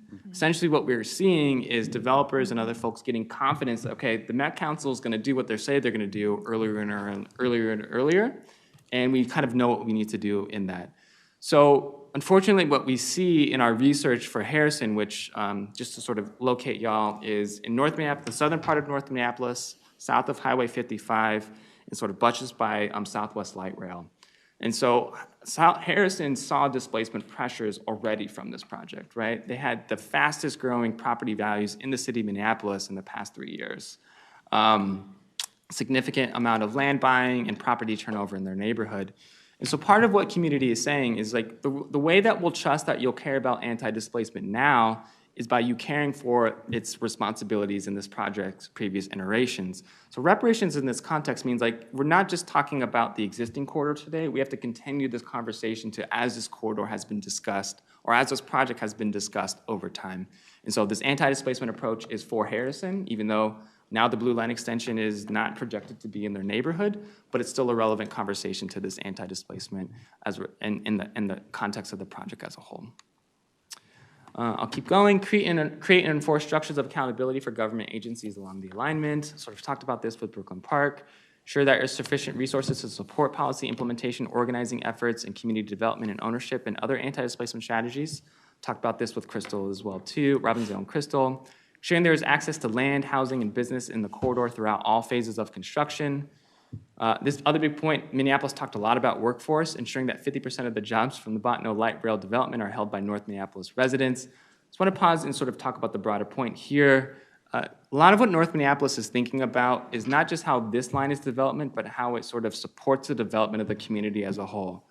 If we can get a large workforce in North Minneapolis working on this project, they're not just going to work on this project, they're going to work on all the projects that we just got funding to continue to plan and build. Right? And so it's part of that overall resiliency of the community and how this project is used as a method or as a practice to build overall resiliency in the community as a whole. Ensuring that there's a continued role for anti-displacement working group members throughout all phases of the project. So I'm not going to go through all of these, but these are the 17 policy recommendations. One thing that I want to say is a lot of these policies work together. And I see they work in a number of different scenarios. For example, a scenario where a small business owner that is in North Minneapolis today that is projected that that property will be sort of acquired by the project because you need it for the right-of-way. and they're worried about that. Like that's a distinct scenario. I think there's about 30 distinct scenarios that we're considering that need to be addressed within an anti-displacement approach. I can see something like mandatory relocation assistance being active, right? How we sort of, if people have to move, not putting all that financial burden on them, right? Tenant opportunity to purchase works where if you are a landlord and you worry about your landlord selling the building and you're sort of kicked out, tenant opportunity to purchase is essentially the right for the tenant to be able to purchase that property first.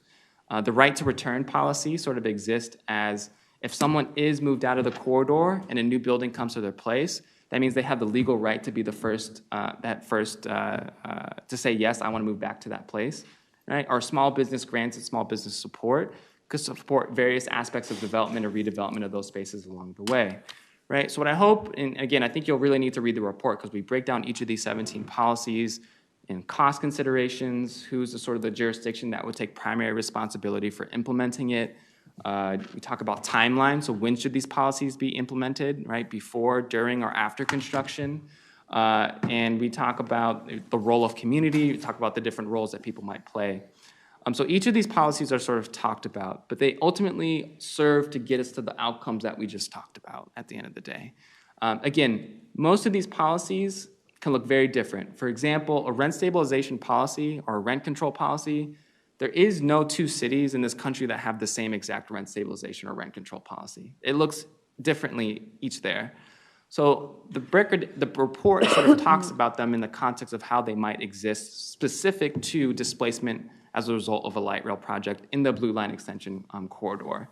So again, I think you could have wide ideas about each of these policies, but the report and the process tried to refine them into this specific context and why they might make sense there. So again, if you haven't read those 206 pages, I know everybody here has, but if you want to go back and look at that, that's what that report talks about. All right, thank you, C. Terrence. We've just got a few more slides, and I know we want to get to a really good part of our discussion here. So what will it take for implementation? C. Terrence talked about it, is that it's just not the Met Council, right? It's all of our partners coming together and seeing what tools we can leverage together. And it's from all sectors. And, you know, we need to bring in our private sector. There's a huge focus on and geographic investments that we know. Philanthropy, they're moving from program to more specific projects, right? So they're going in another direction. So how do we do this in, of course, our community organizations as well? Key to this, again, is transparency in that shared decision-making, because it's not just our vision, it's really the community's vision that we're just empowering as we move through.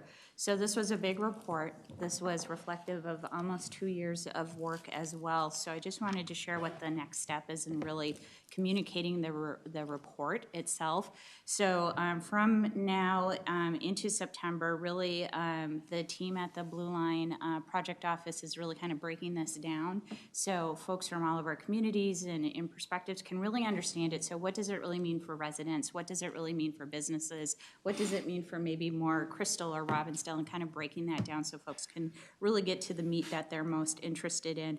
There's going to be some paid advertising, so folks will be hearing about it and you know, being made more aware of it as well, and really focusing on local and cultural media outlets to get this information, because this is a good body of work that really is the culmination of community work as well. Kind of moving into past that, as C. Terrence talked about, as we talk about, how do we move into implementation? How do we build that table that we have the partners and really begin to develop some strategies that before, during, and after construction? And how do we begin to bring folks into that action mode? Again, I just also want to underscore some additional considerations here in terms of, I think what you're hearing from us is that whatever it is, whatever that table looks like, it has to be sustainable, because our community members are not going anywhere. In fact, it's exactly the opposite. They want to stay. So how do we build that sustainable collaborative structure and really bring a little bit more of that representation that's needed from other sectors in this? So as we as a Met Council think about this, as C. Terrence kind of laid it out, how do we as a region begin to work around this? But then where does this work actually kind of sit within the council as well? So how do we begin to resource this work, and how do we begin to prioritize our work is sort of, I think, an area that, that is rich for our next steps. Where does it reside and how is it coordinated? Because it touches so many elements of the work that we do. And then how will we begin to measure success? We know how community is going to measure success, and how do we bring that into the work that we move forward. I want to highlight about this, and this was actually very exciting, I think, for all of us to see. This is not new work. This is work we are already doing, and what we're hearing from our community members is like, do it sooner, do it bigger. Just do it in a way that we can really connect to it a little easier. So some areas of early opportunity, DB and workforce. We have a June 20th kickoff here where we're doing a meet and greet, and this is really an outcome from this report where our community members are saying, I want to know what it's like to get into the pipeline. How do I get trained? Who do I get connected with to get trained? And for our DBE vendors out there, what is the work? What are you going to be looking for? So the June event is really an opportunity to start laying that groundwork. So way before construction, but enough information to get people thinking about it. C. Terrence talked about naturally occurring affordable housing preservation. We can do some of this. We do some of this work with some of our funding and eligibility. I really love the term place preserving and place keeping. The place has already been made. So how do we culturally respect that and preserve and keep that? One of the wonderful things about working at the council is we have really smart people that have navigated grants and some really technical issues, and we can maybe tap into some of that resource and skill set and offer up some navigators to help us with this. And again, small business support marketing, we saw that on Central Corridor, just do it earlier. Not wait for construction, do a lot of this work earlier. So I just wanted to highlight a couple opportunities. There's always a great way to stay connected. We've been very excited to be a part of this work, but we also recognize it's just the beginning. I think we have some great destinations. It's now being able to map out how we get there. So with that, Chair and Council members, we're happy to stand for any conversation that you'd like to have. Well, thank you, C. Terrence and Sam.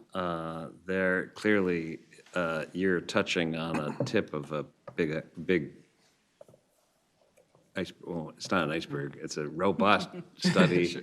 and opinion and work. And it is, for I think as the council, some of the work we're engaged with that we're already about, but this focuses on that one corridor. So let's open it up for conversations. Robert. Yeah, thanks. Thanks, Mr. Chair, and thanks, Sam and C. Terrence. And it's just incredible work. And I serve along with Councilmember Chambliss, Councilmember Pacheco, the chair on the Blue Line Corridor Management Committee. And so we've been able to see this work from its start to where we are now. And it's tremendous. And I thank you all the teams from inside the Met Council, but especially the community and how they've stepped into this conversation. And these anti-displacement work group members really dedicated big chunks of time and knowledge and expertise, and really beyond anything that we could expect.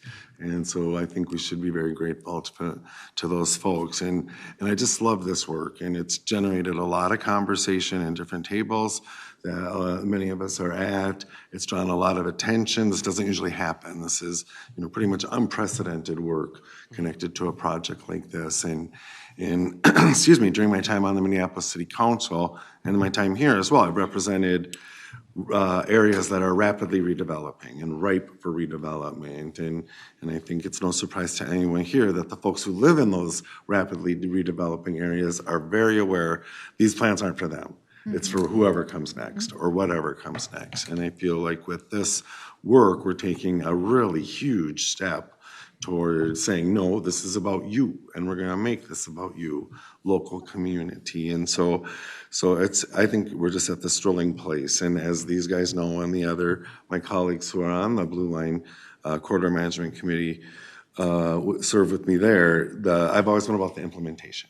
getting to the implementation. Now, the community's done its work, our teams have done their work, they've put together these incredible recommendations, and so this idea of advancing implementation, that was your slide, and those questions that are there, and I think we need to be really deliberate and transparent about this. And as these guys have talked about, again, no surprise to anyone here, these are some low-trust communities. They don't trust us, they don't trust government, we've already done it, it's in their mind a bait and switch on the alignment, and so we're making up for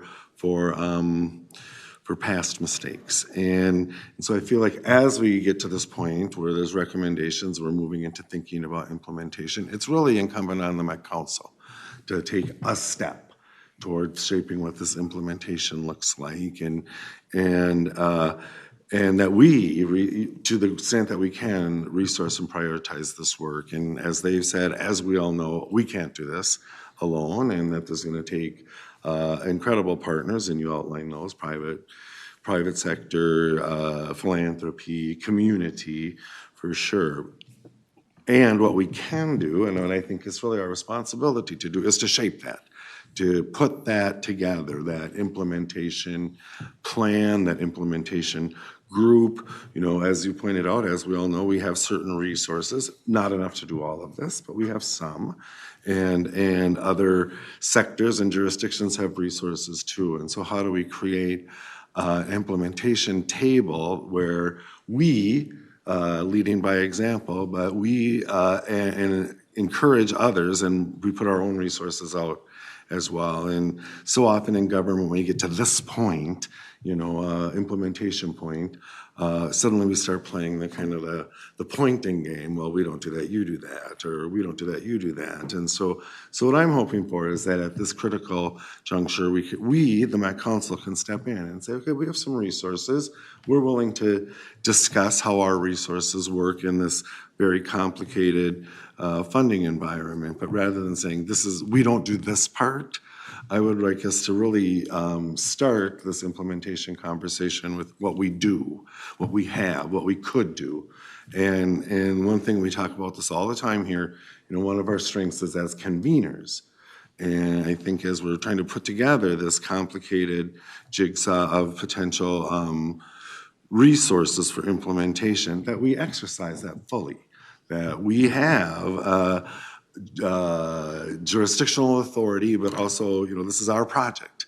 And so we have real reason to be in the lead and in convening in this. And so I'm hoping as we take this out to the communities and the corridor management committee, that if we take any actions, and especially part of our discussion, it's always, what role can the Met Council play? How can we lead? How can we convene? But how can we actually do what the recommendations are asking us to do? And that's not how it always works. We all know that. Government doesn't always quite work that way, but I feel like we have a really, like a generational opportunity here to do it better, to do it differently. So there's no mystery why I call it Robert first, because I've heard this, and I just have to say, you know, mark this, what can we do? And I really appreciate that perspective. And I know, Sue, you had a comment. All right. Forgive me, Mr. Chair, for I have sinned. I have not read the report, but I'm going to. I'm shocked. I'm not one who normally fesses up to not having done the homework, but I'm very impressed with this, and I couldn't help as I listened and I watched the presentation, you know, the recommendations and the outcomes could fit for just about any community, every community.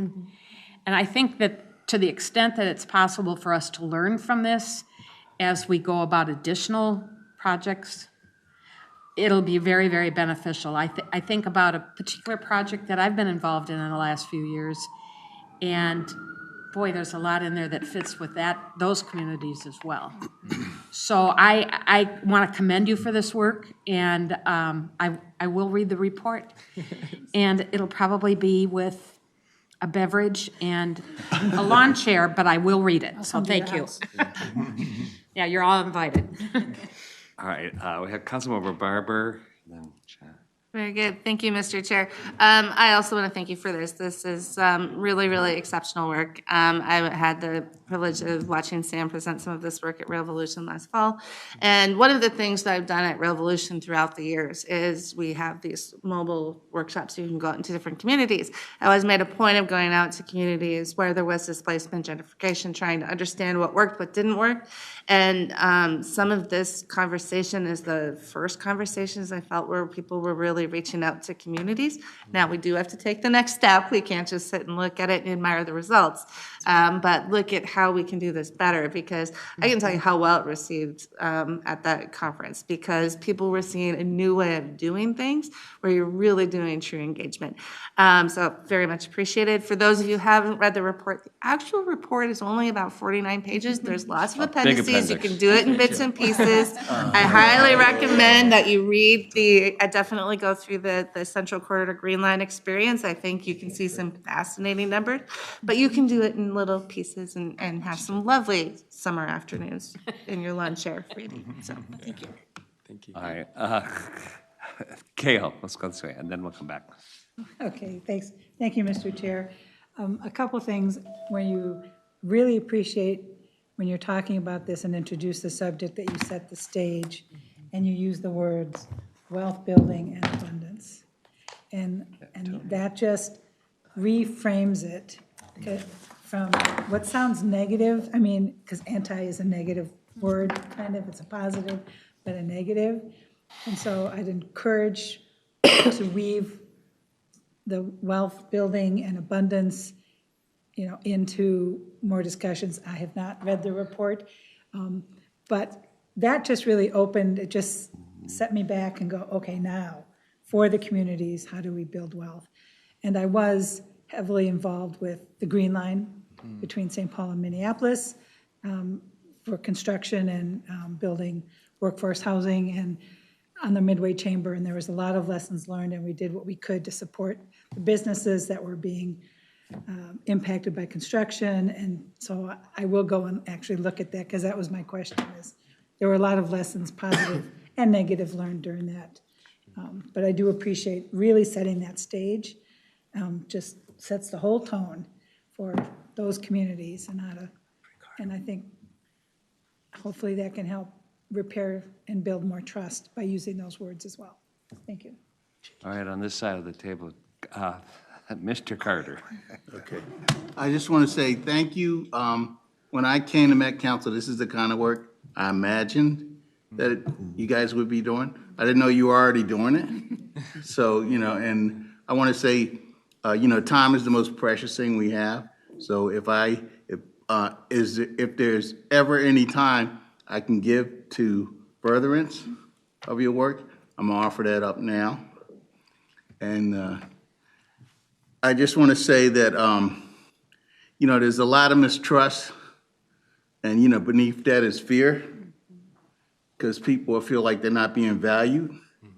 And that's what this involves, giving people recognition that they are valued, they do count, and we have a long way to go towards that, because once it crumbles, you get to only rebuild it one grain of sand at a time. So, there are a lot of grains we have to put together to rebuild that mountain of trust. But I'm confident that because if you look on this council, it reflects the community, and I think we can do it. And I'm so happy you guys are starting that journey. So thank you. All right, Councilmember Lee. Thanks, Mr. Chair. Thanks to Terrence and Sam for your work. I want to tag on to what Robert said earlier. One of our greatest powers is the power to convene. And just speaking from my experience in the nonprofit sector, we don't have to reinvent the wheel. We've been doing this in the nonprofit sector for a while. The reason that my day job, I work at a nonprofit called Nexus Community Partners, and the reason we exist was because 19 years ago, 100-year-old corporations on the east side, such as Maytag and 3M, were leaving St. Paul. So they left huge swaths of brownfields, right? And so they just sat for a while. And so communities wanted to make sure that whatever became of those developments would benefit the diverse communities, and that the local Black and brown communities that that were there could live and work and stay employed in those communities so that the wealth did not transfer out. And so that's why Nexus Community Partners came around, and we started having, setting the table and convening partners. And we did the work in the east side of St. Paul and the south side of Minneapolis. And just by convening tables, early on in the early days of Nexus, we were able to cobble the partners to create the Midtown Global Market, to get the nonprofit sector to help buy the land and the building for Hope Community Inc. And then as a nonprofit, we also have regranting powers. We're kind of an intermediary. So we actually regranted to other ethnic EDCs too, like Latino Economic Development Center and the ethnic social organizations that were doing work training and economic development along these corridors. And so, so my point is that we should look to the nonprofit experience in the sectors for partnerships in this work. Thank you. Thank you. Councilmember Johnson, I know you. Thank you, Mr. Chair. I want to applaud the work that you're doing too. It's been a long time since I lived on the north side. I lived in 2 homes there, wrote for the Camden News, and I love that community. And even, well, it's been a while now, so there are 30 plus years that I lived there. It felt fragile then, you know. It was just, you know, such a lovely neighborhood, and I got involved in all the great things in community. But it was difficult if we needed help for service. We had issues with crime and things then, and you hoped an officer would show up when you needed it. There were resources that other parts of the city got that we didn't. West Broadway is really important. It's just kind of the spine of the whole body that goes through this important part of the community. So I come at this with a lens of, in all my work in public service and representing businesses in my career, I have grave concerns about this mode. But I love the work you're doing, because if this moves forward, this today is going to be critically important. And I like where you're going with this, but managing expectations is going to be huge. So when I see things already like 50% workforce DBE, that's a number already. And, you know, sitting on as chair of management, we want to do more than 50% if we can, but I will tell you, as we had some great reports today with Ashanti, but if we put a number out there, we better be ready to meet it. And that's the challenge. For all the reasons, we have workforce issues taking place, the training and sustainability of the programs, the funding. These are opportunities in my point of view, but they're also challenges. Do you know what I mean? Yep. So I just want, when we say things like making sure we prevent displacement, well, that's a big statement, because things are going to change. And if it's changing to me and I don't like it, I'm being displaced. But somebody over there might go, well, this is a really great thing coming in. This is huge where we're going, and lives are fragile. Business owners are in a very tough environment, but there's a lot of pride on the north side, you know, so that worries me. Making sure that the properties along the line, people there have the ability to purchase in, or, you know, there's property rights in this country. And having served on a city council, when we had people that say, we don't want that sold, we want that to be a park, we'd like it to be this, we'd like it to be that, and we go right up to the line where we're gonna be sued and we're gonna lose because there's case law everywhere. So that's enough. Promises made have to be promises kept, or there is no trust, right? And there's a lot of trust that's been broken all over the place, especially as we've come through COVID and everything, right? So that, I'm just telling you what I feel, and what I've seen in my lifetime. And I really think it's important when we say we're working with the best interests at heart. Well, that also can be very subjective. Whose best interest and what best interest? I know that when this line was first proposed, and I just want to, for some of you have heard this a lot, I lobbied for LRT as the lobbyist at the Twin West Chamber of Commerce, you know, and what we're going through with Southwest now, and it will be built and it will happen and all of it. But times have changed dramatically since we started planning light rail in this region, and data has changed. And the people that have served on the council previously that are here today have received reports that there are some grave concerns around operating light rail, and not just because of the mode, but how do we make sure that when we own and operate it, we have the sufficient staff to operate it, maintain it, all that, as we've got Southwest ramping up right now and all these other lines coming in. So I want a mindset of optimism, but I know that reality has to kick in, and we will own and operate this thing, and we have to be serious about that.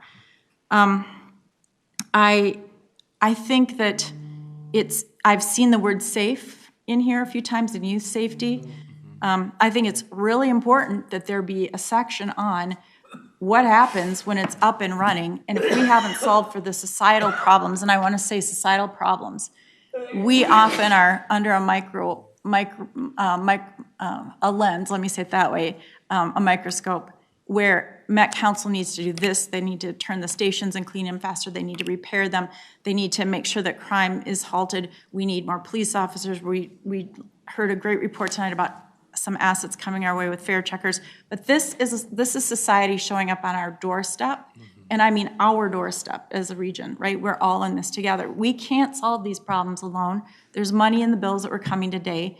But even talking with the county commissioner that I partner with a lot, they don't have enough social workers. I mean, the pipelines of the people that we need are not there. Every time we talk about getting money into minority for spend, I keep saying, how do we continue to build the pipeline of those young people and let them know that this is a great career and they'll make great money, probably even for sure better than getting saddled with college debt and then what do I do with my life, right? So, but there's so much that I worry about. And I also know that, you know, because of ridership changes, because of the things that we're facing, I personally think that we should at least explore bus rapid transit in this corridor. That's where I land. But certainly where there's a lot of partners, there's a lot of history, the county, the neighborhoods. But I think we need to be careful that we also take a pause as a council to just reassess with the data that we have and the things that our staff here at the council have told us. I'm not making this up. I've been briefed on these things. And I just think that in all fairness to community, I mean, certainly there they are, all the elected officials. I'm less concerned about them. I just want to make sure that if there are other options that are less intrusive, that can still provide great, safe service, that won't displace, won't harm, or maybe just to a less, there will be displacement. I mean, we were working like crazy against it, but it's going to be rough for people. These are not short-term projects. So I just want to be candid with my council members. Some of you know this, some of you don't. But I just think that, you know, this work is important, and I'm 1,000,000% behind you. No matter what mode goes in here, we will be doing this. And if it's LRT, well, more power to you, and I will support you if that's the way we go. And I agree with Councilmember Vento, and we've all said that this is a model for everything going forward, which we haven't had before, and that we can continue to refine and get better. But every community will have different needs along this corridor. As your recommendation state, the communities have different needs.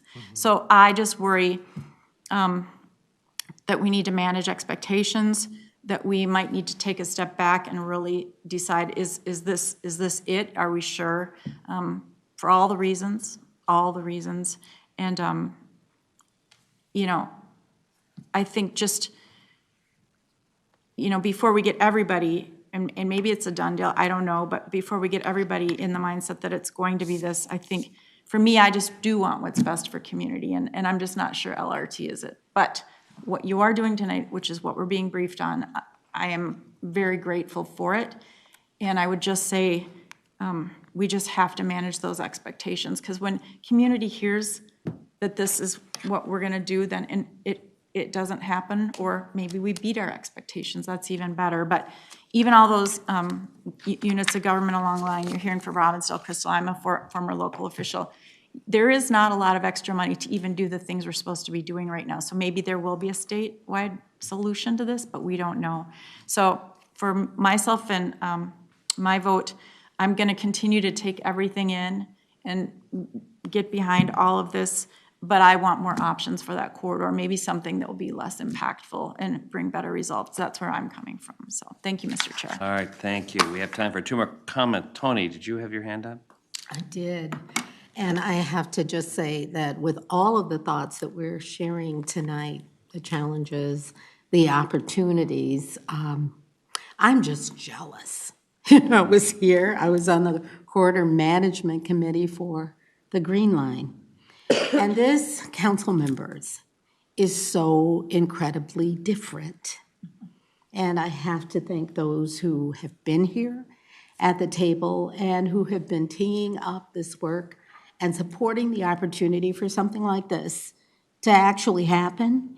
And I also have to thank Kira and Lisa, for your leadership in making certain that our community has had the opportunity to share perspectives, to develop recommendations, and to put them before us. They are bold. And yes, they are challenging. And they represent the hopes and dreams of people in our community that we, as a council working together with our partners, are stepping up to the plate to say this is all important. Back in the day, in the Green Line Corridor Management Committee, we had difficulty admitting that development was a perspective that we should consider. That anything besides the track going down the middle of University Avenue was the purview of this project. So we're acknowledging and admitting that we are here to dream, to share dreams together, and responsibility for realizing those dreams. That responsibility does not reside only at this table, the Metropolitan Council, but that we are pulling together the best of our capacities in our community to meet these dreams. So I'm saying thank you too. I'm saying it's so different for me to be sitting at the table with you all right now at the Metropolitan Council and acknowledging our role and responsibility. And that we are big enough to share the data, the information, to inform based on the realities that we have seen, and to share enough that we're not alone, that so many organizations and individuals, businesses, nonprofits, and the like have something to do with this work and must be responsible with us to ensure that what we want to happen has its best opportunity to happen, and to ensure that those things that we want to prevent, we all have a hand in sharing responsibility to prevent. So that's what's so thrilling to me about this work. And I know that the next steps have to be making this visible, the good, the bad, and the ugly, the worst that could happen and the best that can happen. And then understanding this is gonna be huge, how we work together. Certainly, we have to, at every point in the journey, check where we are and acknowledge that there may be some adjustments that we want to craft together as we think about the work and as we think about our responsibility, each one of us.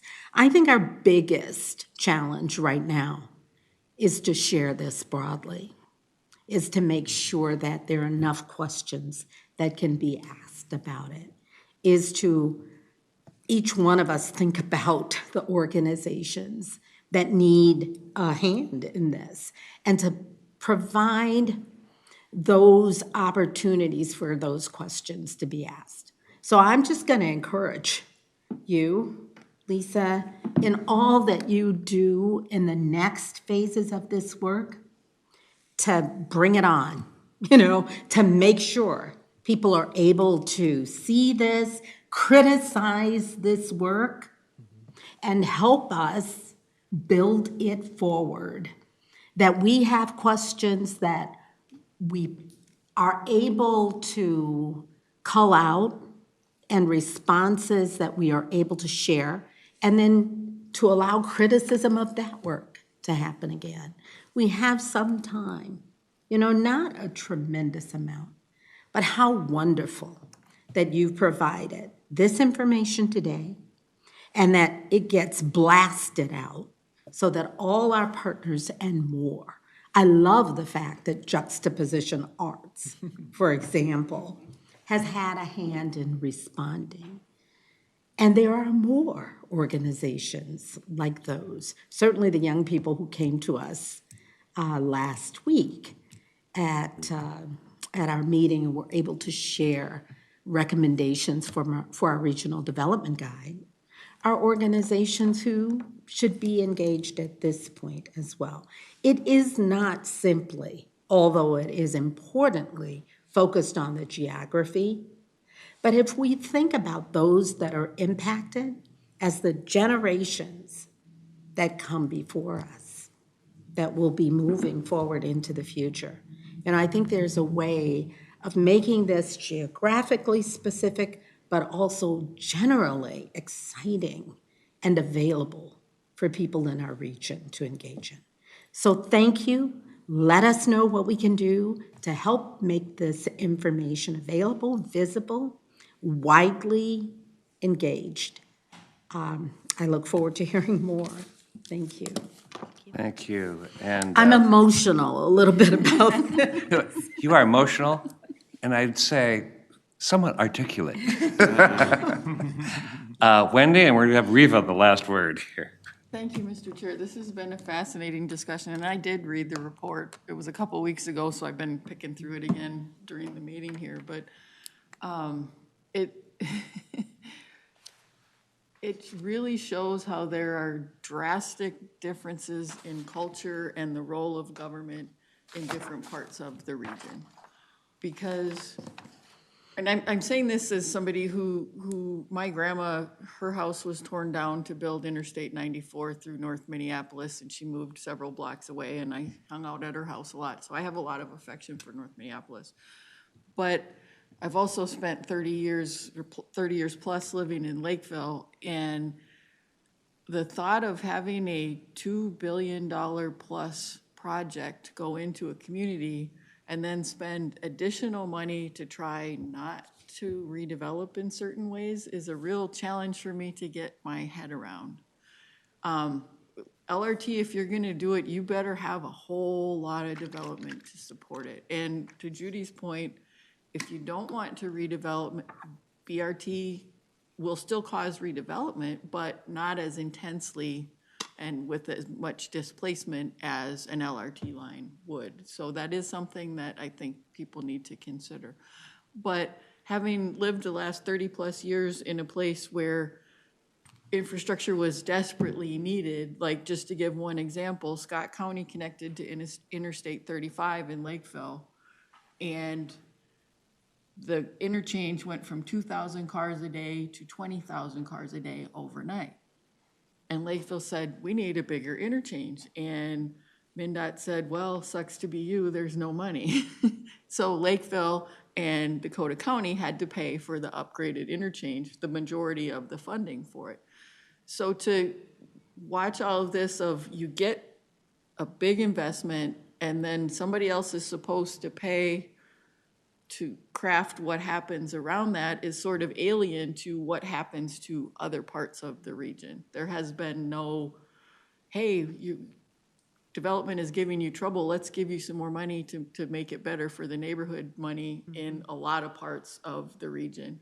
So I think we need, if you're gonna be talking about state money for that, taking it from places that haven't gotten any investment is kind of a bitter pill to swallow, that you need to pay more when somebody is already getting a $2 billion project. So that's just my two thoughts. Yeah, thank you, Wendy. Riva, you. Thank you. I'll try to not be too long-winded. I think this is a really great conversation that the council has had a chance to weigh in on the anti-displacement as well as the Blue Line Extension project. I can tell you that there has been a lot of engagement for a number of years. I was on, I think, one of the first community bus tours in 2010, I believe, with ACER organization, and we were envisioning what this could mean for the community. And many of those same people, including myself, are still involved and engaged. this morning was talking to business owners with the North Metro Chamber and Brooklyn Park staff and Commissioner Jeff Lundy with Hennepin County about this project, the anti-displacement, and what those businesses want for this corridor, the Blue Line extension, where it's been planned and people have been expecting it in Brooklyn Park for many years, and it is a dream for many people. It is a way for people to have economic inclusion. It is a way to utilize transit-oriented development to re-energize, revitalize communities and invest in communities that have historically been disinvested. I remember during the big real estate bust, what happened to homes where residents had owned homes for decades and generations, and whole blocks had foreclosures in North Minneapolis. And they were not made whole. So there is an opportunity for neighborhoods to be made whole through this process. And it also is an opportunity for whole neighborhoods to be included in a regional transportation project, which the Blue Line extension would complete the last and fourth leg of a regional project. Do we stop with just 3 legs of the project completed or almost completed with the Southwest Light Rail, or do we continue that project that started when I was 10 years old and I remember that homes were removed for the Blue Line?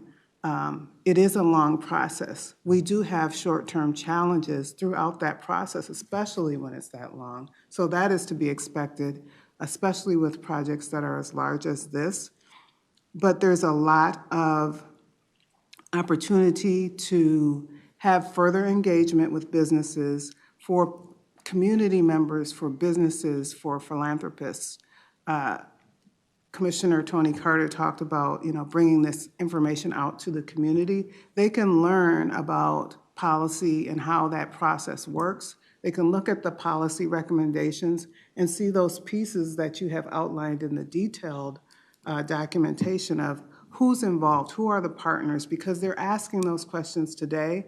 And we have an opportunity to help new developers, to help businesses learn how they can contribute to this project. So I'm looking forward to seeing the position that we're in right now, which was much better after this weekend, in terms of what our financial opportunities are for the future, that we can make these dreams come true, and we can make sure that Minnesota is best in class when it comes to our regional transportation system. And our plan to do that, which has its challenges, of course, but when we complete the project, we win for everybody.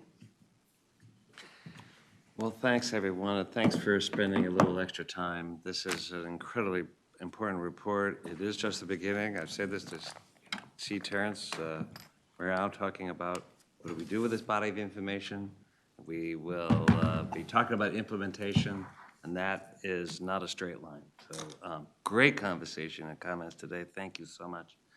Sam, C. Terrence, we will see you soon.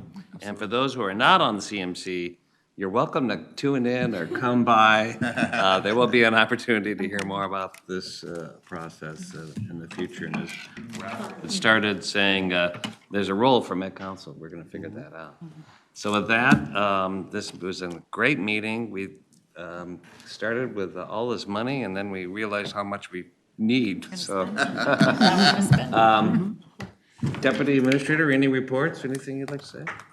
No reports, other than this is my second week in this job, and after listening to the presentations. You're still here. Yeah, it's an exciting time. I couldn't be more excited to help lead regional administration with the partnership with the divisions and continuing that great work, and especially in light of the presentations we had today. And it's a really great time, so thank you.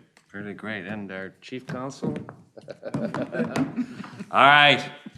Have a good evening. We'll see you all soon. This meeting's adjourned.